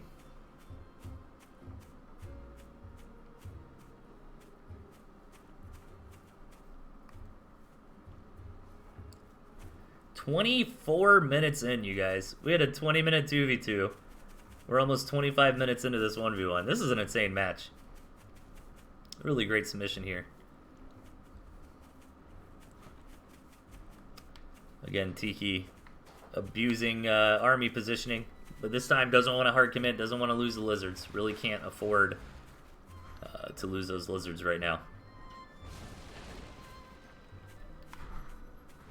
Instead of having to rebuild lizards that he would have lost, he's using that money instead to get that gristmill going again, realizing this campfire will not last forever.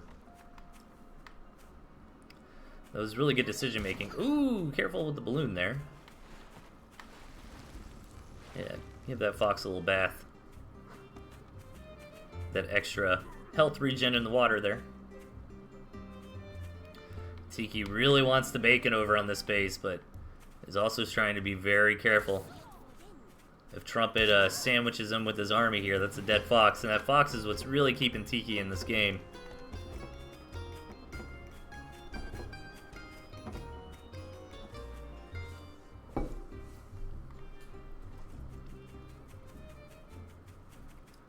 Alright, who's gonna win? I think my money's on Tiki here. Although Trumpet is building up a better economy, he just doesn't quite have the units to punish this fox. And his snake control has been okay, but unfortunately for him, there's no road on this map. And road is really what can make those like fox poke calculations against snakes get all messed up.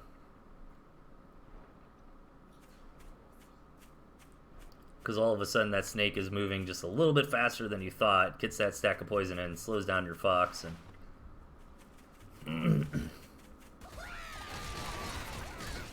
ooh, actually comes in and snipes that balloon. That's huge. That's not a balloon that Trumpet can really afford to rebuild, and now that's going to give this fox extra wiggle room to poke and prod about. And finally, Tiki is going to sell off a little bit of this defense, start rebuilding it.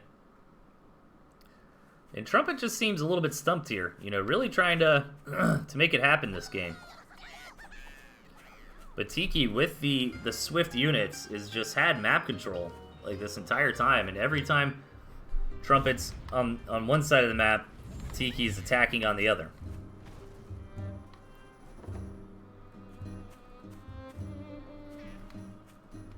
Man, and Tiki really just starting to clean everything up with these 6 lizards. And Trumpet might actually starve out. Like, he didn't leave himself a starvation farm.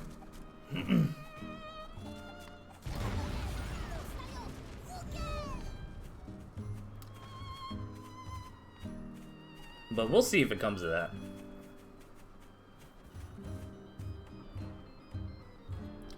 Some more poking coming in from Trumpet. Ooh, that was so close. Super thin margins all game long with this fox control.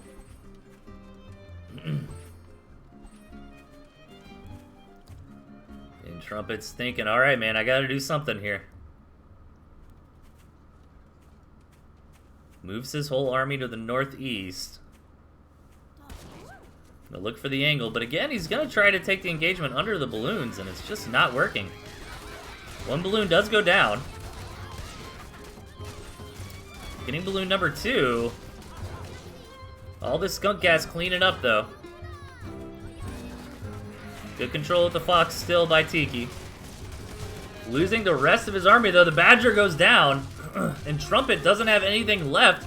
The Fox is poisoned, though, but it should survive as long as it doesn't take any more damage. 10 HP on the Fox, and is that it?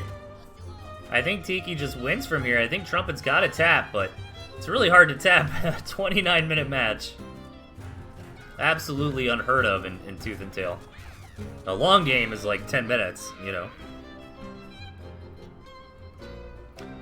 Yeah, man, and I think the downfall for Trumpet was he just kind of kept falling into Tiki's trap here. He just kept trying to attack into that barbed wire balloon, and it just did not work. And Tiki's Fox control has really just been top-notch. You know, one additional mistake from Tiki with the Fox control, and Trumpet could have won the game, you know, in so many spots. I can't highlight that enough. We've seen really good Tier 3 control on both sides all game long.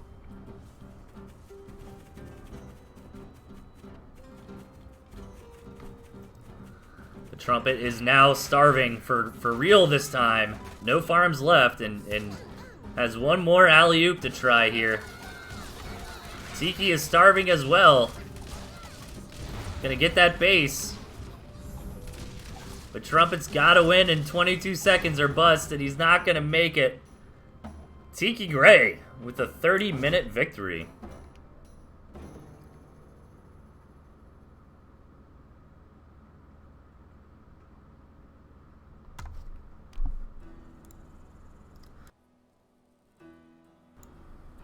All right.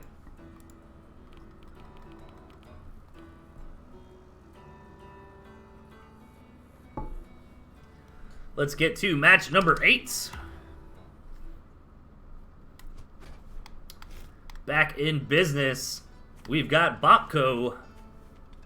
And over to the right's Gunshooter. Haven't heard of Gunshooter. Maybe one of Bonk's buddies talked him into playing some friendly matches of TnT here. And Gun, rocking just the pure toad. All right, Gun. I mean, Bonk's always coming up with crazy stuff. It's been a while since we've had the pleasure of seeing some Bonk games here. But my eyes are kind of on Gunshooter, you know. Look at this composition here. 3 defense, Toad, Ferret, Skunk. Kind of big map in a way. Like, the rush distance isn't super far, but it is really awkward with this big water in the middle. And this is a nice map gen for Gunshooter. I mean, it's just a nice map gen in general. 4 mills in that square style position.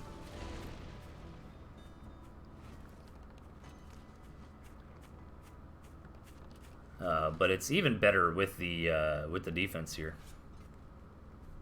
Quick Warren here for Bonk.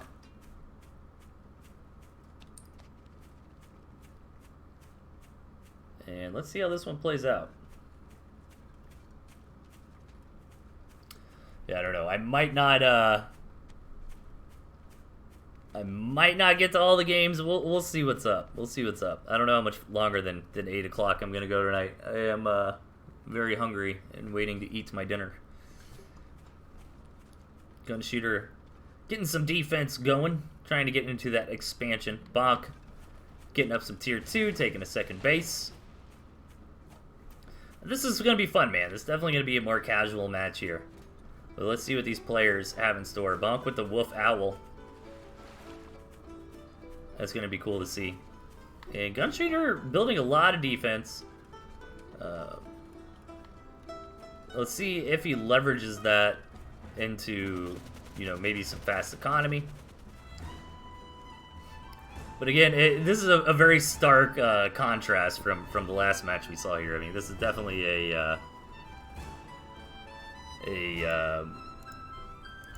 more casual match. So we'll see how this one plays out. Ferrets on the way here for Gunshooter. Oh, Bonka's got the quick falcons though. That's going to be a little bit of a pain for those ferrets, and Gunshooter is starting to get that economy going. Yeah, all right, man. Here comes that artillery.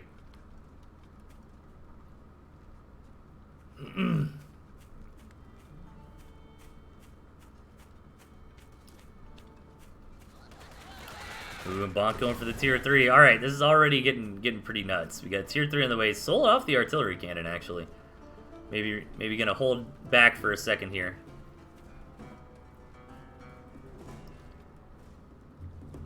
Gunshooter really going heavy on this defense.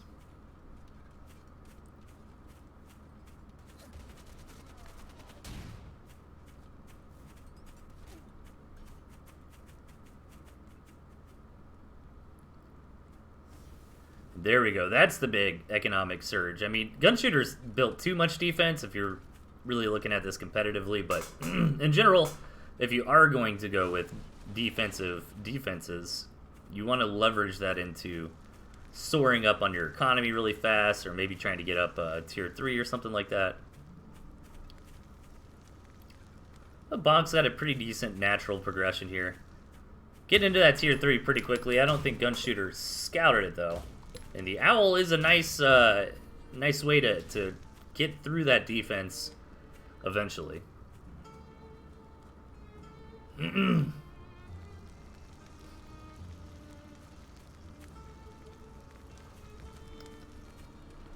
Double tier 3 on the way here for old Bonker.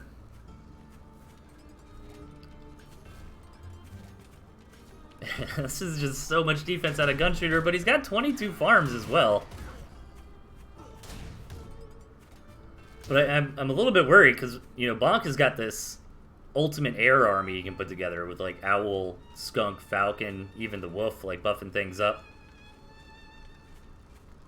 So I'm going to fast forward a little bit here while both players are just kind of posturing. Getting more and more established. And the harassment is beginning here for Bonk. Almost getting that turret. You really need more than one Owl, though, once the enemy's got, like, this much defense.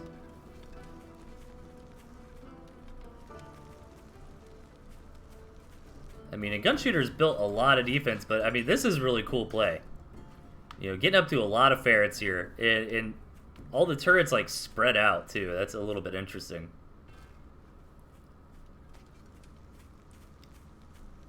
Bonk's got that Wolf now. Going to be able to accelerate that third farm economy. Or help with a big push.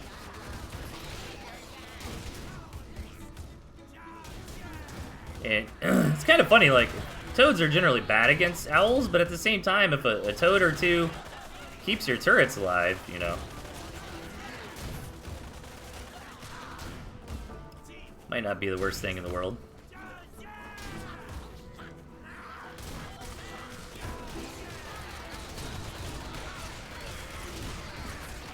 And Bonk is starting to get some damage done here. Pushing through the defenses. We might have another long game on our hands here. We'll see. I think Bonk just needs some more Owls. However, Gunshooter, you know, once he gets up to this critical mass of ferrets, maybe builds an artillery or something. Maybe reconsolidates the defenses to be a bit more concentrated. Because this is cool in theory. You know, but the problem is a lot of these turrets aren't shooting, you know. Imagine if it was just a big line of turrets. They do all their DPS together.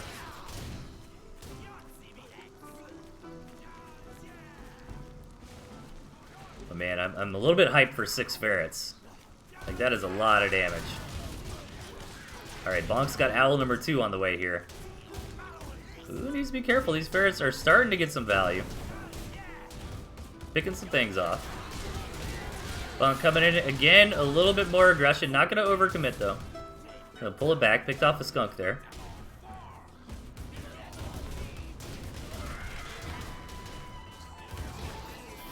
But both sides are kind of trading blows, you know. Like, Bonk will come in, spin the Owls, and then retreat, or spin the Mice, retreat, and then that gives Gunshooter a chance to move in with the ferrets, get a little bit of counter damage done. Ooh, that owl's so close to death at the end. Bonk is committing in, losing some falcons here, but cleans up almost all the ferrets. Interesting trade there. I mean, the army graph is a little bit lying to you because there's so much defense here. Is Gunshooter gonna starve? Like, Gunshooter's got 4 bases fully set. Gunshooter actually does have this, starvation farm.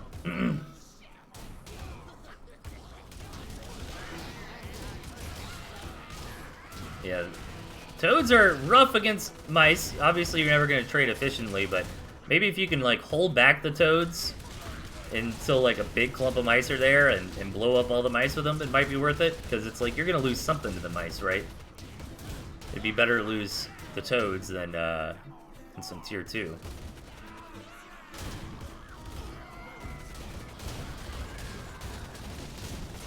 I'd love to see some artillery. Oh my god, Gunshooter! Gunshooter, let's go. 21 toads, that's what I want to see here. 21 toads and 6 ferrets.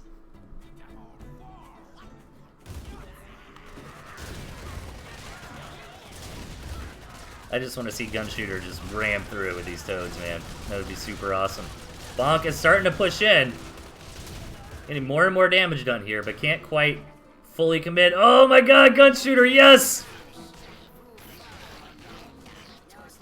Oh no! 1 toad shy. Gunshooter, no. I'm gonna F in chat for those toads who gave their life for no reason. Oh, here he goes! He's not done yet.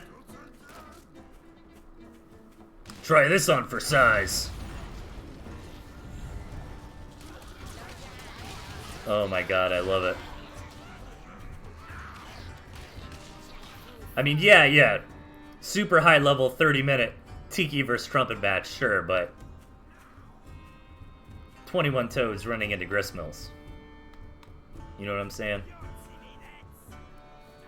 You know what I'm saying, chat?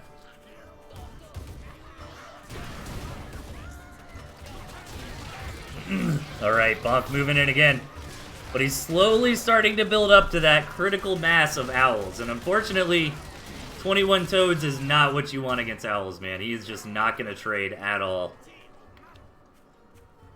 But maybe, just maybe, if he can sneak those toads in. Those owls aren't looking, you know what I'm saying? Oh, no, but here come the mice. Alright, Gunshooter needs to just sell everything and build toads. That's the move.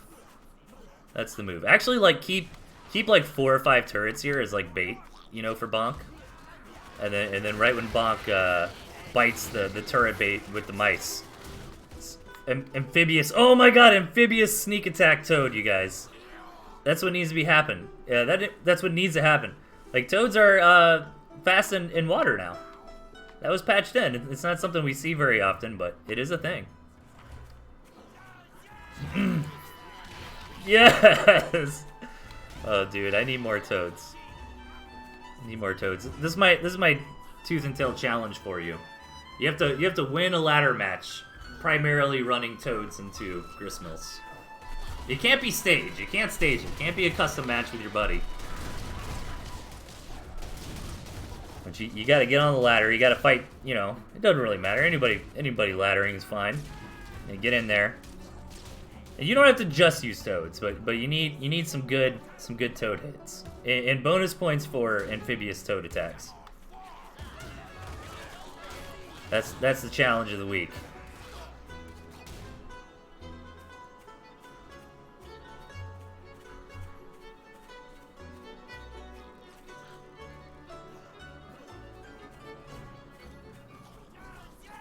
Alright, as fun as this was, though, I think Bonk, with the value engine that is the Owls, is eventually going to clean this up. So really fun match here. We get to see a bunch of toads blow things up, which is always a good time.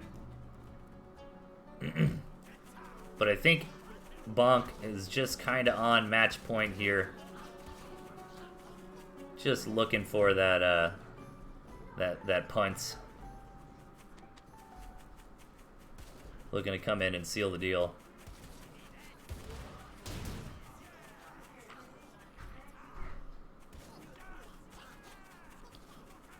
Alright, my food is here.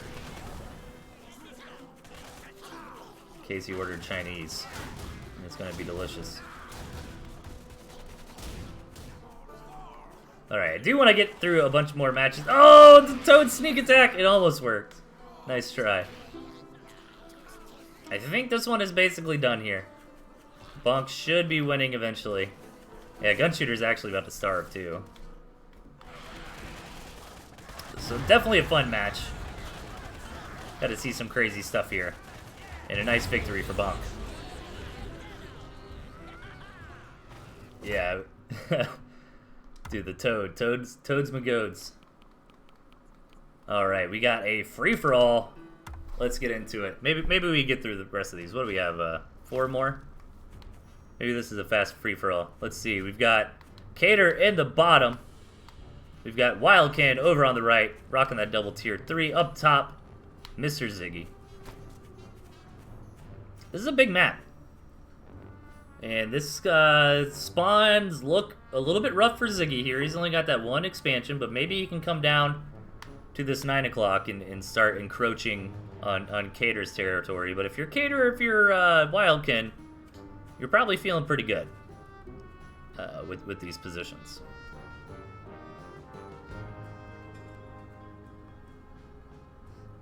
So I do apologize. For the sake of time, I might ×2 through some of the slower parts in these games here. See if we can manage to get to everybody. Mr. Ziggy building a few early warrens, just trying to be safe. It's always a nice move. And yeah, it puts you behind a little bit, but not really enough to matter in most cases. Like, if the game continues on for a few more minutes, then the downside of building those earlier pigs is a little bit negligible.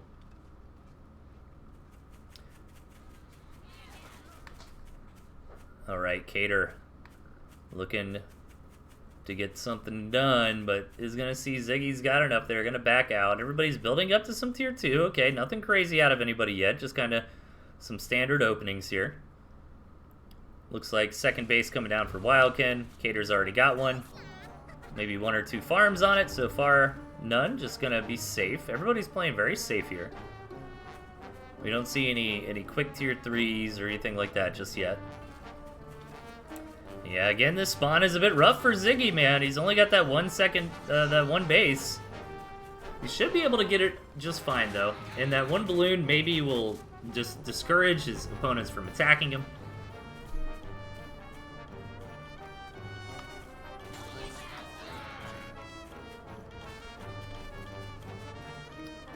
Ziggy falling a little bit behind in economy, but as long as he starts building up some farms soon, he should be okay. Yeah, getting that artillery. And this is a really good play in free-for-alls. Specifically, if you can convince your opponent, like, hey man, don't attack me. It's not worth it to attack me. Just go attack the other guy. That's where you need to be. But Cater's working on his own artillery. Second one, in fact. Oh, and this snake poison on the mill. Very annoying to deal with. This artillery does help cover it, but the artillery alone won't stop these snakes. Ziggy does have to micro in and try to contest them. Does manage to pick off 1 snake, but not for free. Definitely trading a couple of units there. 2 artillery down from Cater. Really trying to say, do not attack me.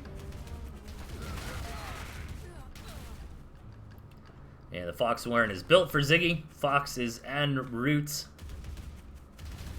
Gonna be coming down here shortly.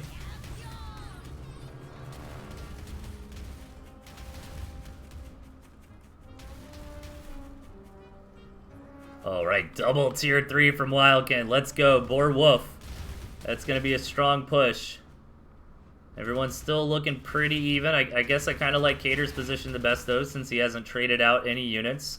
He's got a good economy. He's keeping it moving and grooving here. The Fox is out and is going to start poking down at Wildkin.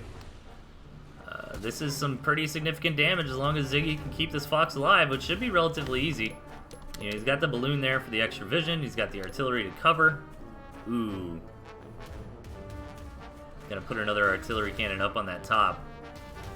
Really only going to help him against Wildkin, but would be pretty devastating. Stylish at the very least.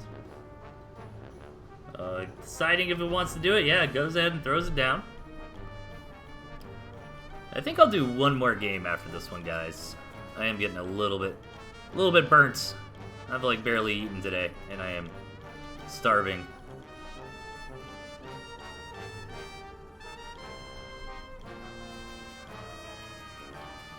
But it's been a really fun show. And don't forget, of course, on Sunday we've got the finals of the Magnificent 21, Team Badger versus Team Fox. Let's think of Boar, because here's a Boar here from Wildkin, runs in, gets some work done before falling, and Cater's going to come in and scout that the other two players are killing each other, and be quite happy with that. Cater is in a really good position to win this game.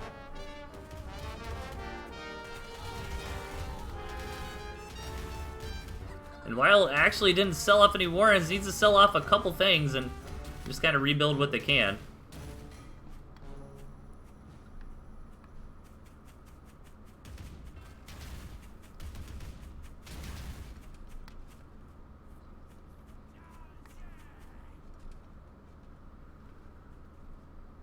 And let's see, Cater, no Fox, no nothing. Ziggy sold off the Fox. The Fox might have actually died in that big engagement. That's probably what happened.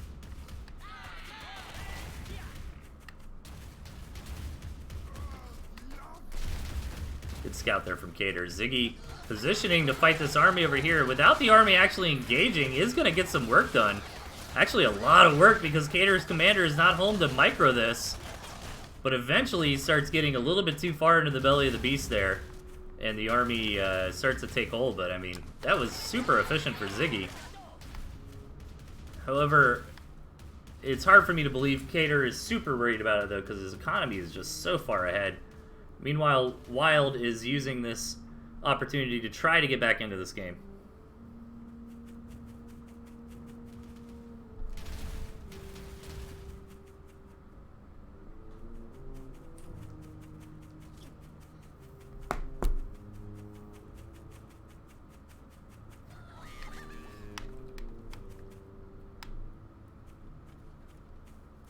And it looks like Cater's got a pretty significant lead. Let's see if Wild or Ziggy can figure out something. Now, Wild is kind of hanging out and does have the extra bases to prolong this game. But Ziggy, I mean, really needs to kill Wild and take that area over. But now I think Ziggy is just not in a position where they can really contest anybody.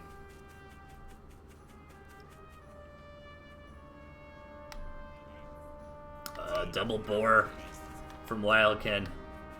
That actually might be pretty effective against Cater's army composition here with so many lizards. And the artillery, you know, the artillery cannon does go down pretty fast to that Boar extra structure damage. Big engagement coming in here. Ziggy getting a little bit too big for his britches, but Cater actually not hard engaging. Maybe over-respecting that balloon a little bit. Just going to work on that fourth base for now. And Cater moving in now, looking to get some serious damage done. Meanwhile, Wild is just slowly building up. Lots of snakes, couple boars. Really hoping that the boars with the pigeons can manage to be the front line.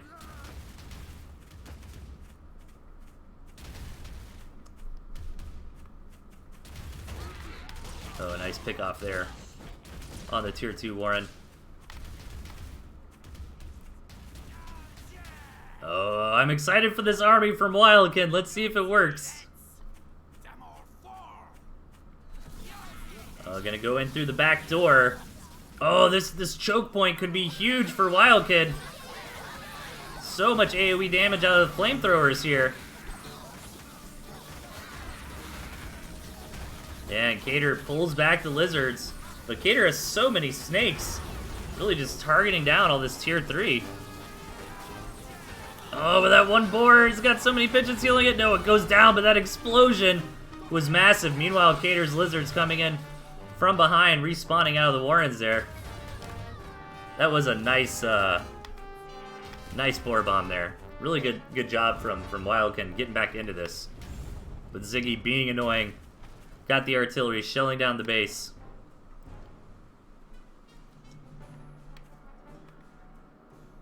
Dude, there's just so many lizards out of Cater. Here he comes, gonna look to return the favor onto Wildkin's main. Wildkin only really has these support units. Wildkin's army is not well suited to deal with mass lizards without the boars, but the one of the boars pops out in the neck of time. Gonna push back the enemy. Gonna even start flamethrowing down on Ziggy's army. Knocks out a skunk. Is Wildkin coming back? Kind of awkward ramping here to defend that main base, though. Wildkin's kind of stuck down here on the south. If Ziggy commits up there, it will be able to take out those structures, but would probably lose the army in the process. I don't know. This is kind of looking like anyone's game now. Cater farmed up a lot of money, but those days are gone. The economy is not amazing. And Wildkin took such cost-effective trades. You know, Cater can't even really gloat having a very large army size anymore. Gonna try to engage onto these double boars. Not gonna work out very well. Good micro from Wildkin.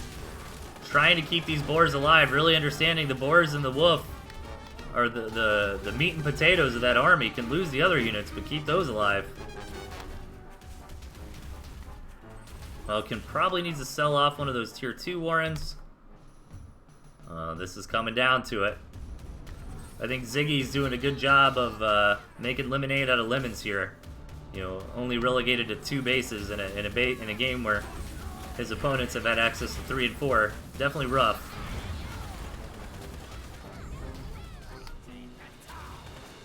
Now, if Wildkin can get Ziggy off their back, Wildkin could expand from there and Cater with the backstab. Looking for the killing blow on Wildkin. 1 mill goes down. Is he gonna go for the other? No, just cleaning up the warrens. But Ziggy is about out of gas here. This is a really fun free-for-all. I think maybe Wildkin's gonna win? I don't know, it's hard to tell. I'm believing in that wolf boar snake comp here.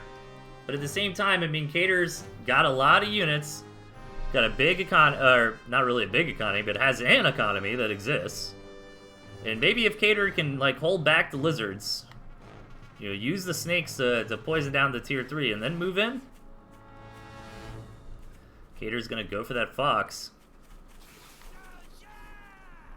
Nice fox swarm from Ziggy. Big dreams here. Oh my god, that is huge. These snakes poisoning down the mill. I don't think 6 is enough. But if he comes in again, I mean, that's certainly it. Ziggy, you can't build 2 foxes right there, dude. Is Wildkin just being a bro? And just letting Ziggy play?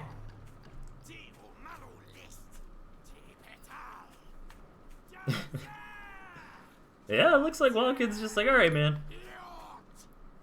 Oh my god, what if they've allied? What if there's an allegiance? That must be it. They must be going against the common foe here.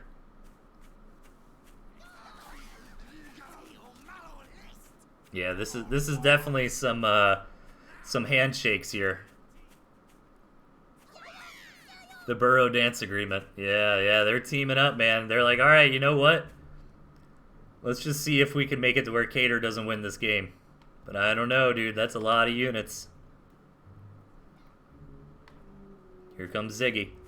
And Cater did have the opportunity earlier to knock Ziggy out straight up. And kind of missed it. You know, when Cater moved over here and knocked out those structures rather than going for this mill. And now Cater's in a 1v2 position. Oh, here we go. Here's the big climax. Wildkin moving in. Torching down a lot of the lizards. The snakes are getting their poison on the boars, though the boars are going to die. Cater did keep enough of the lizards back. Oh, the fox from Ziggy just walks up to the fox's face of Cater's and just point blank shoots it. Oh my gosh. Is this allegiance gonna work? This is still so many lizards on the field here. Wildkin desperately trying to build up some more tier 1, but just might not have enough. Oh, but this fox from Ziggy is being very relevant. Wildkin goes down to starving. Cater is it really needs to come home and sell off some Warrens, man. He's got a lot of resources just kind of wrapped up, doing nothing. But now Ziggy can get it with the fox. Oh my god. Ziggy trying to win the game.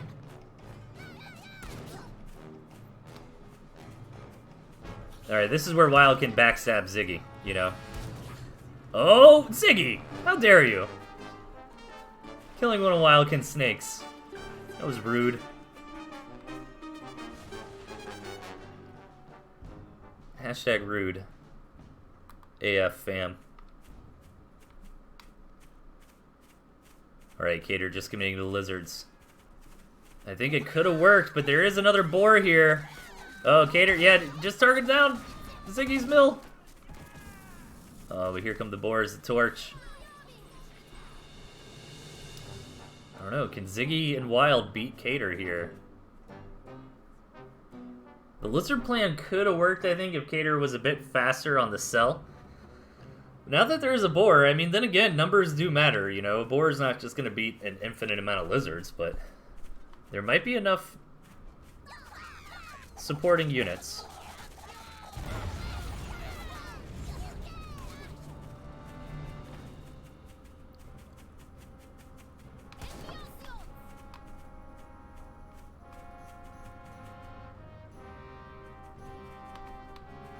Alright, Cater's thinking about if they want to stay on the lizards or not.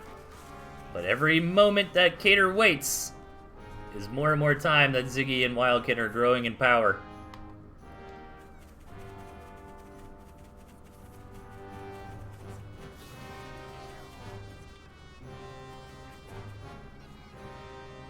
Just a little bit of scouting here and there. Now Ziggy's actually starting to get back into this game.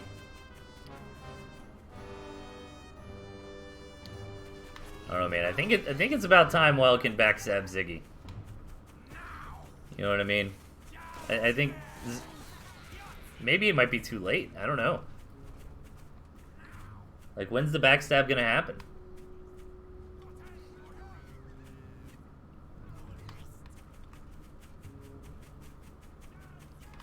Everybody's being patient. We've had a lot of long games tonight. I mean, there can't be two winners of the free-for-all. The backstab will eventually happen. Cater. Probably a little tilted. His buddy's ganging up on him here.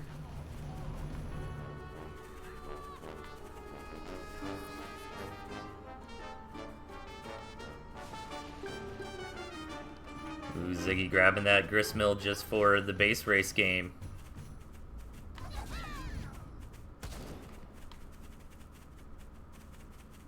Damn, we are hitting 23 minutes.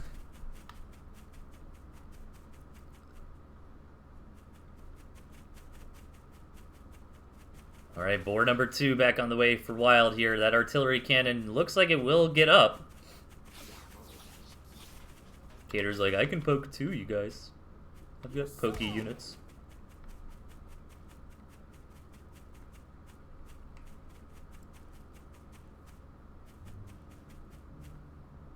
I don't know, man. I think Wild should have backstabbed Ziggy earlier. That way, Wild could have taken over that farm, those farms.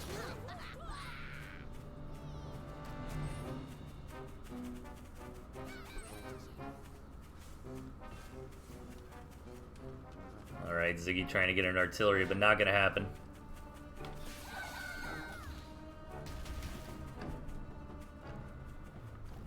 Everybody's just being very careful leading up to this final fight. The map is starting to farm out, so Ziggy will starve to death in a few minutes. 2 boars coming in, torching. Oh, but Cater's gonna try to run around and go for the mill. I like the idea on paper, but it just did not work. Cater's army gets eliminated. Cater taps out. And now Wildcat needs to get the backstab on Ziggy. Well, not really a backstab anymore, but Ziggy brought up too much. Oh, Wildcat accidentally microing the wolf. I think that they meant to micro the boar there. Oh yeah, that fox should barely live, or is it gonna... Oh yeah, 1 HP.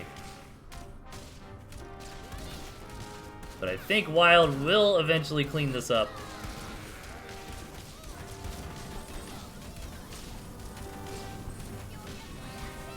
Nice moves from Ziggy.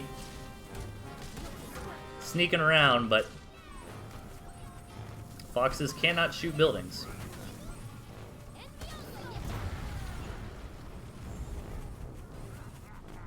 Gotta keep the fox alive, though. Definitely points for that. And that'll be it. Wildcat ends up winning.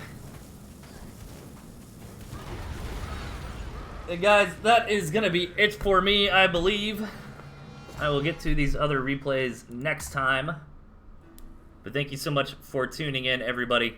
Don't forget that Sunday is the finals of the Magnificent 21, starting at 2 p.m. EST. I'll be covering it. Twitch, Woody Pun 7 will also be covering it. So look out for that, guys. It was a lot of fun. And we will catch y'all on Sunday. Take care, everybody.